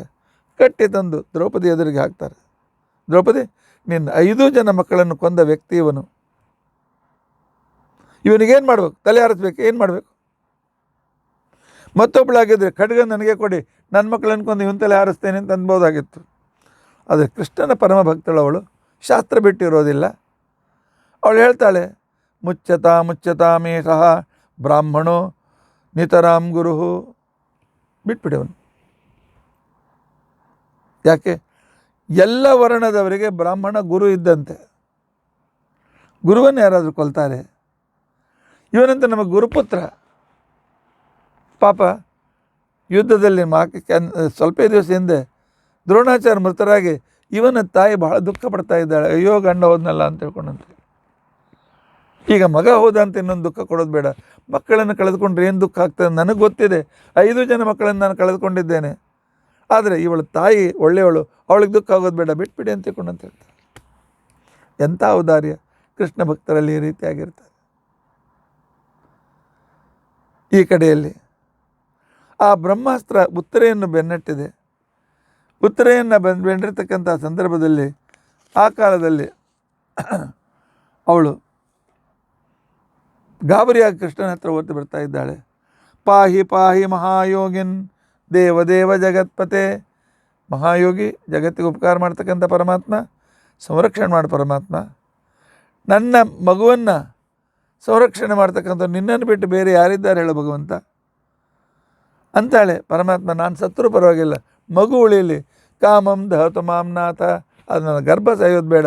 ಯಾಕೆ? ಪಾಂಡವರು ಇದು ಒಂದೇ ಕುಡಿ ಉಳಿದಿದೆ, ಈ ವಂಶ ಮುಂದುವರಿಯಲಿ ಅಂತ ತಿಳ್ಕೊಂಡಂತ ಇದ್ದಾರೆ. ಆಗ ಪರಮಾತ್ಮ ಈ ಮಾತನ್ನು ಕೇಳಿ ಸೂಕ್ಷ್ಮ ರೂಪವಾಗಿರ್ತಕ್ಕಂಥ ರೂಪವನ್ನು ತೆಗೆದುಕೊಂಡು ಗರ್ಭದಲ್ಲಿರ್ತಕ್ಕಂಥ ಆ ಪರೀಕ್ಷಿತನ ಸುತ್ತಲೂ ತಿರುಗಾಡ್ತಾ ಇದ್ದಾನೆ. ತಿರುಗಾಡ್ತಾ ಇರುವಾಗ ಸಂರಕ್ಷಣೆ ಮಾಡಿದ್ದಾನೆ. ಅಸ್ತ್ರ ಏನು ಪ್ರಯೋಗ ಅವನಿಗೆ ಮಾಡಲಿಲ್ಲ. 9 ತಿಂಗಳಾಯಿತು, ಹೆರಿಗೆ ಆಯಿತು. ಉತ್ತಮವಾಗಿರ್ತಕ್ಕಂಥ ಗಂಡನ್ನು ಪಡೆದಿದ್ದಾಳೆ. ಜ್ಯೋತಿಷ್ಕರೆಲ್ಲ ನೋಡಿ ಹೇಳ್ತಾರೆ, ಮಹಾಪರಾಕ್ರಮಿ, ಕಲಿಯನ್ನು ಕೂಡ ನಿಗ್ರಹ ಮಾಡ್ತಕ್ಕಂಥ ವ್ಯಕ್ತಿ ಹುಡ್ತಾನೆ ಅನ್ನುವ ರೀತಿಯಾಗಿ ಆಶೀರ್ವಾದ ಮಾಡಿದ. ಪರೀಕ್ಷಿತ್ ಅಂತ ಅವನಿಗೆ ಹೆಸರಿಡ್ತಾರೆ. ಪರೀಕ್ಷಿತ್ ಅಂತಿಕೊಂಡಂತ ಹೆಸರಿಟ್ಟಿರ್ತಕ್ಕಂಥ ಸಂದರ್ಭದಲ್ಲಿ ಆಗ ಪಾಂಡವರು ರಾಜ್ಯವನ್ನು ಆಳ್ತಾರೆ, ಭಟ್ಟಾಭಿಷೇಕ್ತರಾಗ್ತಾರೆ. ಆದರೆ ಧರ್ಮರಾಜ ಹೇಳ್ತಾನೆ, ನನಗೆ ರಾಜ್ಯ ಬೇಕಾಗಿಲ್ಲ ಅಂತ ತಿಳ್ಕೊಂಡಂತೆ. ಯಾಕೆ? ಈ ಸಿಂಹಾಸನ ಪಡೆಯೋದಕ್ಕೋಸ್ಕರ ಎಷ್ಟು ಜನರನ್ನು ನಾವು ಸಂಹಾರ ಮಾಡಿದ್ದೇವೆ. ದುರ್ಯೋಧನಾದಿಗಳಲ್ಲಿ ನಮ್ಮ ತಮ್ಮಂದರೆ ಅವ್ರನ್ನೆಲ್ಲರನ್ನೂ ಕೊಂದು ಹಾಕಿದ್ದೇವೆ. ಕರ್ಣನನ್ನು ಕೊಂದು ಹಾಕಿದ್ದೇವೆ, ಶಲ್ಯನನ್ನು ಕೊಂದು ಹಾಕಿದ್ದೇವೆ, ದ್ರೋಣಾಚಾರ್ಯರು, ಭೀಷ್ಮಾಚಾರ್ಯರು, ಒಬ್ಬರಿಗಿಂತ ಒಬ್ಬರು ಎಲ್ಲರನ್ನು ಕೊಂದು ನಮಗೆ ಪಾಪ ಬಹಳ ಬಂದಿದೆ. ನನಗೆ ಆ ಸಿಂಹಾಸನ ನೋಡಿದರೆ ಸಾಕು, ಓ ಎಲ್ಲ ಬಂಧುಗಳ ರಕ್ತದಿಂದ ತೊಯ್ದು ಹೋಗಿದೆ, ಅದ್ರ ಮೇಲೆ ಕೂತ್ಕೊಳ್ತೀಯೋ ಅಂತ ನನ್ನ ಮನಸ್ಸಂತ ಇದೆ. ಆದ್ದರಿಂದಾಗಿ ನನಗೆ ರಾಜ್ಯವನ್ನು ಆಳುವ ಇಂಟ್ರೆಸ್ಟ್ ಇಲ್ಲ, ಸನ್ಯಾಸಿಯಾಗಿ ಹೋಗ್ತೇನೆ ಅಂತ ತಿಳ್ಕೊಂಡು ಅಂತ ಹೇಳ್ತಾನೆ. ಪರಮಾತ್ಮ ಪರಮ ಭಕ್ತ, ರಾಜ್ಯದ ಸುಖವನ್ನು ಅವನು ಬಯಸಲಿಲ್ಲ ಅಂತಕೊಂಡು ಆಗ ಅವನಿಗೆ ಕ್ಷತ್ರಿಯ ಧರ್ಮವನ್ನು ಉಪದೇಶ ಮಾಡಬೇಕು ಅಂತ ಹೇಳಿ ಆಗ ಶ್ರೀಕೃಷ್ಣ ಭೀಷ್ಮಾಚಾರ್ಯ ಹತ್ರ ಕರೆದುಕೊಂಡು ಹೋಗ್ತಾನೆ. ಆಗ ಭೀಷ್ಮಾಚಾರ್ಯ ಹೇಳ್ತಾರೆ, ನೋಡಪ್ಪ, ನೀನು ಪಾಪಿಯೋ ಪುಣ್ಯವಂತನೋ ತಿಳಿದುಕೊಳ್ಳೋದಕ್ಕೋಸ್ಕರ ಒಂದು ಫಾರ್ಮುಲಾ ನಿನಗೆ ಕೊಡ್ತೇನೆ. ಪ್ರತಿಯೊಬ್ಬರು ಈ ಫಾರ್ಮುಲಾ ಇಟ್ಕೊಂಡು ನಾವು ದೇವರ ಭಕ್ತರೇ ಅಥವಾ ನಾವು ಪಾಪಿಗಳೇ ಇದನ್ನು ಡಿಸೈಡ್ ಮಾಡೋದು. ಈ ಪ್ಯಾರಾಮೀಟ್ರನಿಂದ ನಿಮ್ಮ ಡಿಸೈಡ್ ಮಾಡ್ಬೋದು. ಏನದು ಅಂತಕೊಂಡಂತಂದರೆ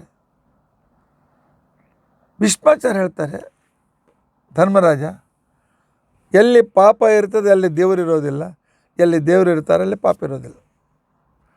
ಇಬ್ಬರು ಒಬ್ಬರಿಗೂ ಅಲರ್ಜಿ. ದೇವರಿದ್ದಲ್ಲಿ ಪಾಪ ಇರಲಿಕ್ಕೆ ಸಾಧ್ಯವಿಲ್ಲ. ಇನ್ನು ದೇವರು ನಿಮಗೆ ಅತ್ಯಂತ ಪ್ರಿಯನಲ್ವೇನು?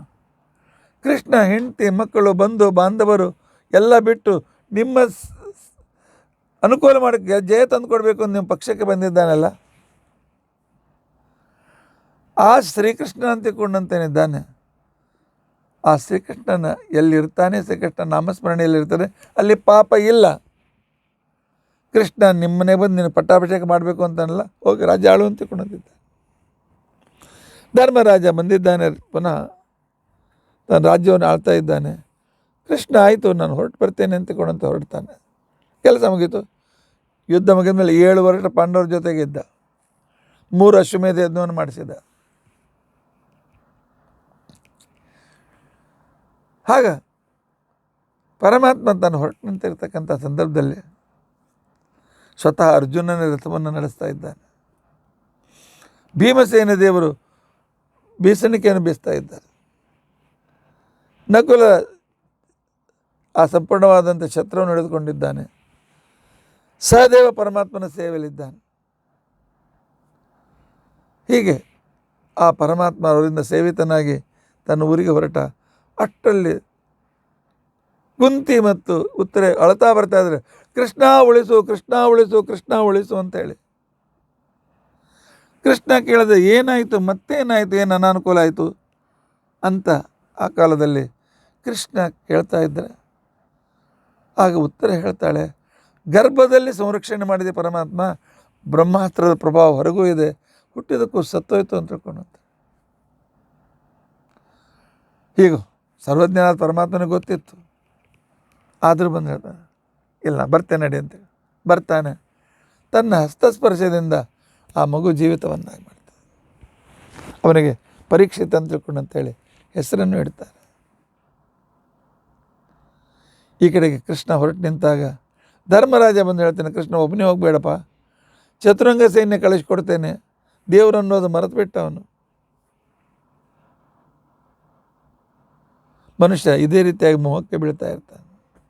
ಕೊನೆ ಕೃಷ್ಣ ಹೇಳ್ತಾನೆ, ನನಗೆ ಯಾರೂ ಏನು ಮಾಡಲಿಕ್ಕಾಗೋದಿಲ್ಲ, ನಾನು ಬರ್ತೇನೆ ಅಂಥೇಳಿ. ಕೃಷ್ಣ ದ್ವಾರಕ್ಕೆ ಬಂದಾಗ ಅಲ್ಲಿ ಗೋಪಿಕಾಸ್ತ್ರೀಯರು ಅದ್ಧೂರಿಯ ಸ್ವಾಗತವನ್ನು ಮಾಡ್ತಾರೆ. ಯಾಕೆ 7 ವರ್ಷದ ನಂತರ ಕೃಷ್ಣನ ನೋಡಿದ್ದಾರೆ ಅಂತ ತಿಳ್ಕೊಂಡಂತೆ ಬಹಳ ಸಂತೋಷವನ್ನು ಅವರು ಅಲ್ಲಿ ಪಟ್ಟಿದ್ದಾರೆ ಅಂತ ತಿಳ್ಕೊಂಡಂತ ವಿಶೇಷವಾಗಿರ್ತಕ್ಕಂಥ ಸಂತೋಷವನ್ನು ಪಟ್ಟಿದ್ದಾರೆ. ಈ ಕಡೆಯಲ್ಲಿ ಶ್ರೀಕೃಷ್ಣ ಹೋದ ನಂತರ ಮತ್ತೊಮ್ಮೆ ಪಾಂಡವರನ್ನು ಭೇಟಿಯಾಗಲಿಕ್ಕೆ ಬಂದಿದ್ದ. ಭೇಟಿಯಾಗಲಿಕ್ಕೆ ಬಂದಾಗ ಆಗ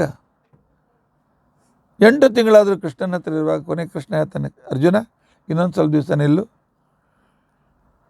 ಯಾದವರಿಗೆ ಬ್ರಾಹ್ಮಣರ ಶಾಪ ಆಗಿದೆ, ನನ್ನ ಕುಲ ನಾಶವಾಗ್ತದೆ, ಆನಂತರ ಎಲ್ಲ ಯಾದವರು ಹೆಚ್ಚಿನ ಜನ ಮೃತರಾಗ್ತಾರೆ, ನಾನು ಅವತಾರವನ್ನು ಮುಗಿಸಿ ಪರಂಧಾಮಕ್ಕೆ ಹೊರಟೋಗ್ತೇನೆ. ಆಗ ಇಲ್ಲಿಯ ಮಕ್ಕಳನ್ನು ಹೆಣ್ಮಕ್ಕಳನ್ನು ನನ್ನ ಹೆಂಡತಿಯರನ್ನು ನೀನು ನಿಮ್ಮ ಊರಿಗೆ ಕರೆದುಕೊಂಡು ಹೋಗು ಅಂತ ತಿಳ್ಕೊಂಡು ಅಂತ ಹೇಳಿ ಕೃಷ್ಣ ಆಗ ಹೇಳಿದಾಗ ಈ ಕಡೆಗೆ ಅರ್ಜುನ 8 ತಿಂಗಳಾದರೂ ಬರಲಿಲ್ಲ. ಧರ್ಮರಾಜನಿಗೆ ಅನೇಕ ಅಪಶಕುನಗಳಾಗ್ತಾಯಿವೆ. ಆ ಅಪಶಕುನಗಳನ್ನು ಕಂಡಿರ್ತಕ್ಕಂಥ ಧರ್ಮರಾಜ ಚಿಂತೆ ಮಾಡ್ತಾ ಇದ್ದಾನೆ. ಅಷ್ಟರಲ್ಲಿ ದ್ವಾರಪಾಲಕ ಬಂದು ಹೇಳ್ತಾನೆ, ಅರ್ಜುನ ಬಂದಿದ್ದಾನೆ ಅಂತ ತಿಳ್ಕೊಂಡಂತೇಳಿ. ಅರ್ಜುನ ಸುರಕ್ಷಿತ ಇದ್ದಾನೆ, ಯಾದವರು ಹೇಗೆ ಯೋಗಕ್ಷೇಮ ಕೇಳಲಿಕ್ಕೆ ಧರ್ಮರಾಜ ಓಡಿ ಬರ್ತಾನೆ. ಅರ್ಜುನ ನಮಸ್ಕಾರ ಮಾಡಲಿಕ್ಕೆ ಬಗ್ಗಿದಾಗ ನೋಡ್ತಾನೆ, ಅರ್ಜುನನ ಮುಖದ ಮೇಲೆ ಒಂದು ಮಸಣದ ಕಲೆ, ಹೆಣದ ಕಳೆ, 3 ಲೋಕದ ಗಂಡ. ಯುಧಿಷ್ಠಿರ ಕೇಳ್ತಾನೆ, ಅರ್ಜುನ ಎಂಥ ಪಾಪ ಮಾಡಿದೆ ನೀನು, ಏನು ಪಾಪ ಮಾಡಿದ್ದೆ ಹೇಳು? ಯಾರಾದರೂ ಅಬಲೆಯರು ಸಂರಕ್ಷಣೆ ಮಾಡು ಅಂತ ಕೇಳಿದ್ರೆ ಮಾಡಲಿಕ್ಕಾಗಲಿಲ್ವಾ? ಕ್ಷತ್ರಿಯನಾಗಿರ್ತಕ್ಕಂಥ ಎಲ್ಲರನ್ನೂ ಸಂರಕ್ಷಣೆ ಮಾಡಬೇಕಲ್ಲ. ಯಾಕೆ ನಿನ್ನ ಮುಖದ ಮೇಲೆ ಯಾವ ಕಳೆ? ಇಷ್ಟು ಕೇಳುವುದೇ ಸಾಕು. ಆ ಕಾಲದಲ್ಲಿ ಅರ್ಜುನ ಜೋರಾಗಿ ನೆಲದ ಮೇಲೆ ಉರುಳಾಡಿ ಅತ್ಯಂತ ರೀತಿಯಿಂದ ದುಃಖವನ್ನು ಪಡ್ತಾ ಇರ್ತಕ್ಕಂಥದ್ದಲ್ಲಿ ಕೊನೆಗೆ ಹೇಳಿದ, ಇಲ್ಲ, ಪರಮಾತ್ಮ ನಮ್ಮನ್ನು ಬಿಟ್ಟು ಹೊರಟೋಗಿದ್ದಾನೆ ಅಂತ ಹೇಳಿ. ವಂಚಿತೋಹಂ ಮಹಾರಾಜ, ಪರಮಾತ್ಮನಿಂದ ನಾನು ವಂಚಿತನಾಗಿದ್ದೇವೆ ಅಂತಂದಾಗ ನಡೆದೆಲ್ಲ ಘಟನೆ ಹೇಳ್ತಾನೆ. ಆ ಪರಮಾತ್ಮನ 16,000 ಹೆಂಡತಿಯರನ್ನು, ಅನೇಕ ಸ್ತ್ರೀಯರನ್ನು, ಪುರುಷರನ್ನು ಕರ್ಕೊಂಡು ಬರ್ತಾ ಇದ್ದೆ. ಮಧ್ಯದಲ್ಲಿ ಆಕ್ರಮಣ ಮಾಡಿದರು ಅಧೀರರು. ಆದರೆ ನನ್ನ ಗಾಂಡೀವಕ್ಕೆ ಧನುಷ್ಯ ಇತ್ತು, ನಾನು ಏನು ಮಾಡಲಿಕ್ಕಾಗಲಿಲ್ಲ. ಕೃಷ್ಣ ಇದ್ದಾಗ ನಾನು ಹೀರೋಪ, ಈಗ ನಾನು ಜೀರೋ ಆಗಿದ್ದೇನೆ. ಕೃಷ್ಣ ಇಲ್ಲದೆ ನಾವು ಭೂಮಿಯಲ್ಲಿ ನಮಗೇನು ಶಕ್ತಿ ಇಲ್ಲ ಅಂತ ಹೇಳ್ತಾನೆ. ಆಗ ಪಾಂಡವರು ಕೂಡ ಮಹಾಪ್ರಸ್ಥಾನ ಮಾಡಬೇಕು ಅಂತೇಳಿ. ಇದಕ್ಕಿಂತ ಮೊದಲು ಇನ್ನೊಂದು ಘಟನೆ ನಡೆದಿತ್ತು. ಪಾಂಡವರು ರಾಜ್ಯ ಆಳುವಾಗ ಅವರನ್ನು ಭೇಟಿಯಾಗೋದಕ್ಕೋಸ್ಕರ ಒಮ್ಮೆ ನಾರದರು ಬರ್ತಾರೆ. ನಾರದರು ಬಂದಿರತಕ್ಕಂಥ ಸಂದರ್ಭದಲ್ಲಿ ಆಗ ವಿದುರ ಬರ್ತಾನೆ ಪಾಂಡವರನ್ನು ಭೇಟಿಯಾಗೋದಕ್ಕೋಸ್ಕರ. ಪಾಂಡವರನ್ನು ಪೂಜೆ ಪುನಸ್ಕಾರ ಎಲ್ಲ ಮಾಡ್ತಾರೆ. ಧೃತರಾಷ್ಟ್ರನ ಭೇಟಿ ಆಗ್ಲಿಕ್ಕೆ ಹೋದಾಗ, ಹೇಗಪ್ಪ ಹೇಗಿದ್ದೆ ಅಣ್ಣ ಅಂತ ಕೇಳ್ತಾನೆ. ಭಾಳ ಚೆನ್ನಾಗಿದೆ, ನನ್ನ ಮಕ್ಕಳಿಗಿಂತ ಚೆನ್ನಾಗಿ ಪಾಂಡವರು ನೋಡ್ಕೊಳ್ತಾ ಇದ್ದಾರೆ. ನನ್ನ ಮಕ್ಕಳು ಎಷ್ಟು ಪ್ರೀತಿಯಿಂದ ನೋಡ್ಕೊಳ್ಳಿಲ್ಲ, ನಾನು ಆರಾಮಾಗಿದ್ದೇನೆ. ಆದರೆ ಒಬ್ಬ ವ್ಯಕ್ತಿ ಮಾತ್ರ ನನಗೆ ಪೀಡ ಕೊಡ್ತಾನೆ ಅಂತ. ಯಾರಪ್ಪ ಅವನು? ನಿನಗೆ ಪೀಡ ಕೊಡ್ತಕ್ಕಂಥ ವ್ಯಕ್ತಿ ಯಾರು ಅಂತೇಳಿ ಕೇಳಿರ್ತಕ್ಕಂಥ ಸಂದರ್ಭದಲ್ಲಿ ಆಗ ಹೇಳ್ತಾನೆ, ಭೀಮ ದಿನಾಲು ಬಂದು ಬೈತಾನೆ. ದಿನಾಲು ಊಟಕ್ಕೆ ದಾಸದಾಸರು ತೆಗೆದುಕೊಂಡು ಬಂದಾಗ ಬಾಗಿಲ ಹತ್ರ ನಿಲ್ತಾನೆ. ಒಳಗಿರ್ತಕ್ಕಂಥ ಮುದುಕಿ ಊಟ ತೆಗೆದುಕೊಂಡು ಹೋಗ್ತೀರಾ? ಕೊಡಿ, ನಮ್ಮನೆ ನಾಯಿಗೆ ಹಾಕೋದು ಬದಲಿಗೆ ನಾಯಿ, ಇವರು ಕೂಡ ಅದೇ ಆಗಿದ್ದಾರೆ ಅಂತಕೊಂಡು ನಮ್ಮನ್ನು ನಾಯಿ ಅಂತ ಬೈತಾನೆ. ಆನಂತರ ಮತ್ತೆ ಪುನಃ ನೆನಪು ಮಾಡ್ತಾನೆ, ಇವರಿಗೆ 100 ಜನ ಮಕ್ಕಳಿದ್ದರು, ನಾನೇ ದಿನ ಕುಟ್ಟಿ ಯುದ್ಧದಲ್ಲಿ ಕೊಂದು ಹಾಕಿದ್ದೇನೆ. ಊಟದ ವೇಳೆಯಲ್ಲಿ ನನ್ನ ಮಕ್ಕಳ ಮರಣವನ್ನು ನೆನಪು ಮಾಡಿಕೊಟ್ಟು ಊಟ ಹೋಗದಂಗೆ ನೋಡ್ಕೋತಾನೆ. ಇವನೊಬ್ಬ ನಮ್ಮ ಶತ್ರು, ಎಲ್ಲರೂ ಒಳ್ಳೆಯದೇ ರೀತಿಯಾಗಿದ್ದಾರೆ ಅಂತ. ನಾರದರು ಹೇಳ್ತಾರೆ, ನೀನು ಒಬ್ಬನೇ ಮಿತ್ರ ಅಂದರೆ ಭೀಮ ಒಬ್ಬನೇ. ಪಾಂಡವರ ಮನೆ ಅನ್ನ ಉಣ್ಲಿಕ್ಕೆ ನಿನಗೇನು ಮಾರಲ್ ಅಧಿಕಾರ ಇದೆ? ಭೀಮನಿಗೆ ವಿಷ ಹಾಕಿದ ವಿಷಯ ಗೊತ್ತಿತ್ತು. ಲಕ್ಷಾಗ್ರಹದಲ್ಲಿ ಸುಡ್ತಾನೆ ಎಂದು ಗೊತ್ತಿತ್ತು, ವರ್ಣಾವತಿಯಲ್ಲಿ ಸುಡ್ತಾನೆ ಎಂದು ಗೊತ್ತಿತ್ತು. ಆನಂತರ ಮತ್ತೆ ಪುನಃ ಅವರನ್ನು ಸುಡಲಿಕ್ಕೆ ನೀನೇ ಉಪೋದ್ಬಲಕ ಆಗಿದ್ದೆ. ಆನಂತರ ಬಂದ ಮೇಲೆ ಅವ್ರ ರಾಜ್ಯ ಯಾವುದೋ ಕಾಡನ್ನು ಕೊಟ್ಟು, ಆನಂತರ ದ್ರೌಪದಿ ವಸ್ತ್ರಾಣದಲ್ಲಿ ತಡೆಯಲಿಲ್ಲ. ನನ್ನ ಮಕ್ಕಳು ದ್ರೌಪದಿನ ಗೆದ್ರೇನು ಅಂತ ಕೇಳಿದೆ. ಇಷ್ಟೆಲ್ಲ ನಿರ್ಲಜ್ಜನಾಗಿದ್ದೆ. ಅವ್ರ ಮನೆ ಊಟ ಮಾಡಲಿಕ್ಕೆ ಅಧಿಕಾರ ಇಲ್ಲ, ನಡಿ ತಪಸ್ಸಿಗೆ ಅಂತ ಅಂತೇಳಿ ಕರೆದುಕೊಂಡು ಹೋಗ್ತಾರೆ. ಕುಂತಿ ಕೂಡ ಅವ್ರ ಜೊತೆಗೆ ಹೋಗ್ತಾಳೆ. ಅದ್ಭುತವಾಗಿರ್ತಕ್ಕಂಥ ರೀತಿಯಲ್ಲಿ ಈ ಕಡೆಗೆ ಕೃಷ್ಣ ಯಾವಾಗ ತನ್ನ ಊರಿಗೆ ಹೊರಟಿದ್ನಲ್ಲ, ಅದೊಂದು ನಾನು ಹೇಳಲಿಕ್ಕೆ ಮರೆತೆ. ಆಗ ಎಲ್ಲರೂ ಕೃಷ್ಣನಿಗೆ ಬಂದು ಆ ವರ ಕೊಡು, ಈ ವರ ಕೊಡು ಅಂತ ಕೇಳ್ತಾರೆ. ಅವನು ಕುಂತಿ ಹತ್ರ ಬೇಕಾದ್ರೆ, ಅತ್ತೆ ನೀನೇನೂ ಕೇಳಲಿಲ್ಲ ಅಂತೇಳಿ. ಪರಮಾತ್ಮ ಎಲ್ಲ ರೀತಿಯಿಂದ ಸಂರಕ್ಷಣೆ ಮಾಡಿದ್ದೆ, ನಾ ಏನು ಕೇಳೋದು ಉಳಿದಿದೆ ಅಂತ ಕೇಳ್ತಾರೆ. ಅಲ್ಲ, ಏನಾದರೂ ಕೇಳಲೇಬೇಕು, ನಾನು ಆಗ್ರಹ ಮಾಡ್ತೇನೆ ಅಂತಂತಾನೆ ಕೃಷ್ಣ. ಆಗ ಅವಳು ಏನು ಕೇಳ್ತಾಳೆ? ಪರಮಾತ್ಮ ಇನ್ನೂ ಕಷ್ಟಗಳನ್ನು ಕೊಡು ಅಂತ ಕೇಳ್ತಾಳೆ. ಪೂರ್ತಿ ಜೀವನ ಕಷ್ಟ ಅನುಭವಿಸಿದವಳು. ವಿಪದ ಸಂತನ ಶಾಶ್ವತ್. ಕೃಷ್ಣ ನಗ್ತಾನೆ, ಏನು ಅತ್ತಿಗೆ ಎಲ್ಲರೂ ಸುಖ ಬೇಡ್ತಾರೆ, ನೀನು ಇನ್ನೂ ಕಷ್ಟ ಕೊಡು ಅಂತ ಕೇಳ್ತೀಯಲ್ಲ. ಹೌದು ಕೃಷ್ಣ, ನಾವು ಮನುಷ್ಯರು, ಸಾಮಾನ್ಯರು. ಸಂಕಟ ಬಂದಾಗ ವೆಂಕಟರಮಣ ಅಂತ ಅಂತಕ್ಕಂಥವರು, ಕಷ್ಟ ಬಂದಾಗ ಕೃಷ್ಣ ಅಂತ ಕರಿತೇನೆ, ನೀನು ಓಡಿ ಬರ್ತೀರಿ, ನೀನು ದರ್ಶನ ಆಗ್ತದೆ, ನಾನು ಮೋಕ್ಷಕ್ಕೆ ಹೋಗ್ತೇನೆ ಅಂತ ಅದ್ಭುತ ಪಾತ್ರ ಕುಂತಿ. ಅದು ಈ ಕಡೆ ಕೃಷ್ಣನ ಭೂಮಿಯನ್ನು ಬಿಟ್ಟ ಮೇಲೆ ನಾವು ಇರೋದರಲ್ಲಿ ಏನೂ ಅರ್ಥ ಇಲ್ಲ ಅಂತ ತಿಳ್ಕೊಂಡಂಥೇಳಿ ಪಾಂಡವರು ತಮ್ಮ ರಾಜ್ಯದ ಮೇಲೆ ಪರೀಕ್ಷಿತ ರಾಜನನ್ನು ಕೊಡಿಸಿ ಅವರು ಕೂಡ ಮಹಾಪ್ರಸ್ಥಾನ ಹೊರಟೋಗ್ಬಿಡ್ತಾರೆ. ಆನಂತರ ಪರೀಕ್ಷಿತ ರಾಜ್ಯ ಆಳುವಾಗ ಏನನ್ನು ನೋಡಿದ, ಏನು ತಪ್ಪು ಮಾಡಿದ, ಯಾವ ತಪ್ಪಿನಿಂದಾಗಿ ಅವನಿಗೆ ಶಾಪವಾಯಿತು, ಇದನ್ನೆಲ್ಲ ನಾವು ನಾಳಿನ ದಿವಸ ತಿಳಿದುಕೊಳ್ಳಿಕ್ಕೆ ಪ್ರಯತ್ನಿಸೋಣ. ಈಗಾಗಲೇ ಸ್ವಲ್ಪ ಹೆಚ್ಚು ವೇಳೆ ಆಗಿದೆ. ಉಳಿದ ಕಥಾಭಾಗ ನಾಳೆಂದು ತಿಳ್ಕೊಳ್ಳಿಕ್ಕೆ ಪ್ರಯತ್ನಿಸೋಣ. ಇತಿ ಅದ್ಯ ಕಥಾ ಪ್ರಸಕ್ತಿ. ಹರೇ ರಾಮ ರಾಮ ರಾಮ ಹರೇ ಹರೇ, ಹರೇ ಕೃಷ್ಣ ಕೃಷ್ಣ ಕೃಷ್ಣ ಹರೇ ಹರೇ. ಉಗ್ರಂ ವೀರಂ ಮಹಾವಿಷ್ಣುಂ ಜ್ವಲಂತಂ ಸರ್ವತೋಮುಖಂ ನೃಸಿಂಹಂ ಭೀಷಣಂ ಭದ್ರಂ ಮೃತ್ಯುಂ ನಮಾಮ್ಯಹಂ. ಅಚ್ಯುತಾನಂತ ಗೋವಿಂದ ಪ್ರಣತಾಮಾರ್ತಿನಾಶನ ರೋಗಾನ್ಮೇ ನಾಶಯಾಶೇಷಾನ್ ಆಶು ಧನ್ವಂತರೇ ಹರೇ. ಅಚ್ಯುತಾನಂತ ಗೋವಿಂದ ನಾಮೋಚ್ಚಾರಣ ಬೇಡಜಾತ್ ನಶ್ಯನ್ ಸಕಲಾ ರೋಗ. ಸತ್ಯಂ ವದಾಮ್ಯಹಂ.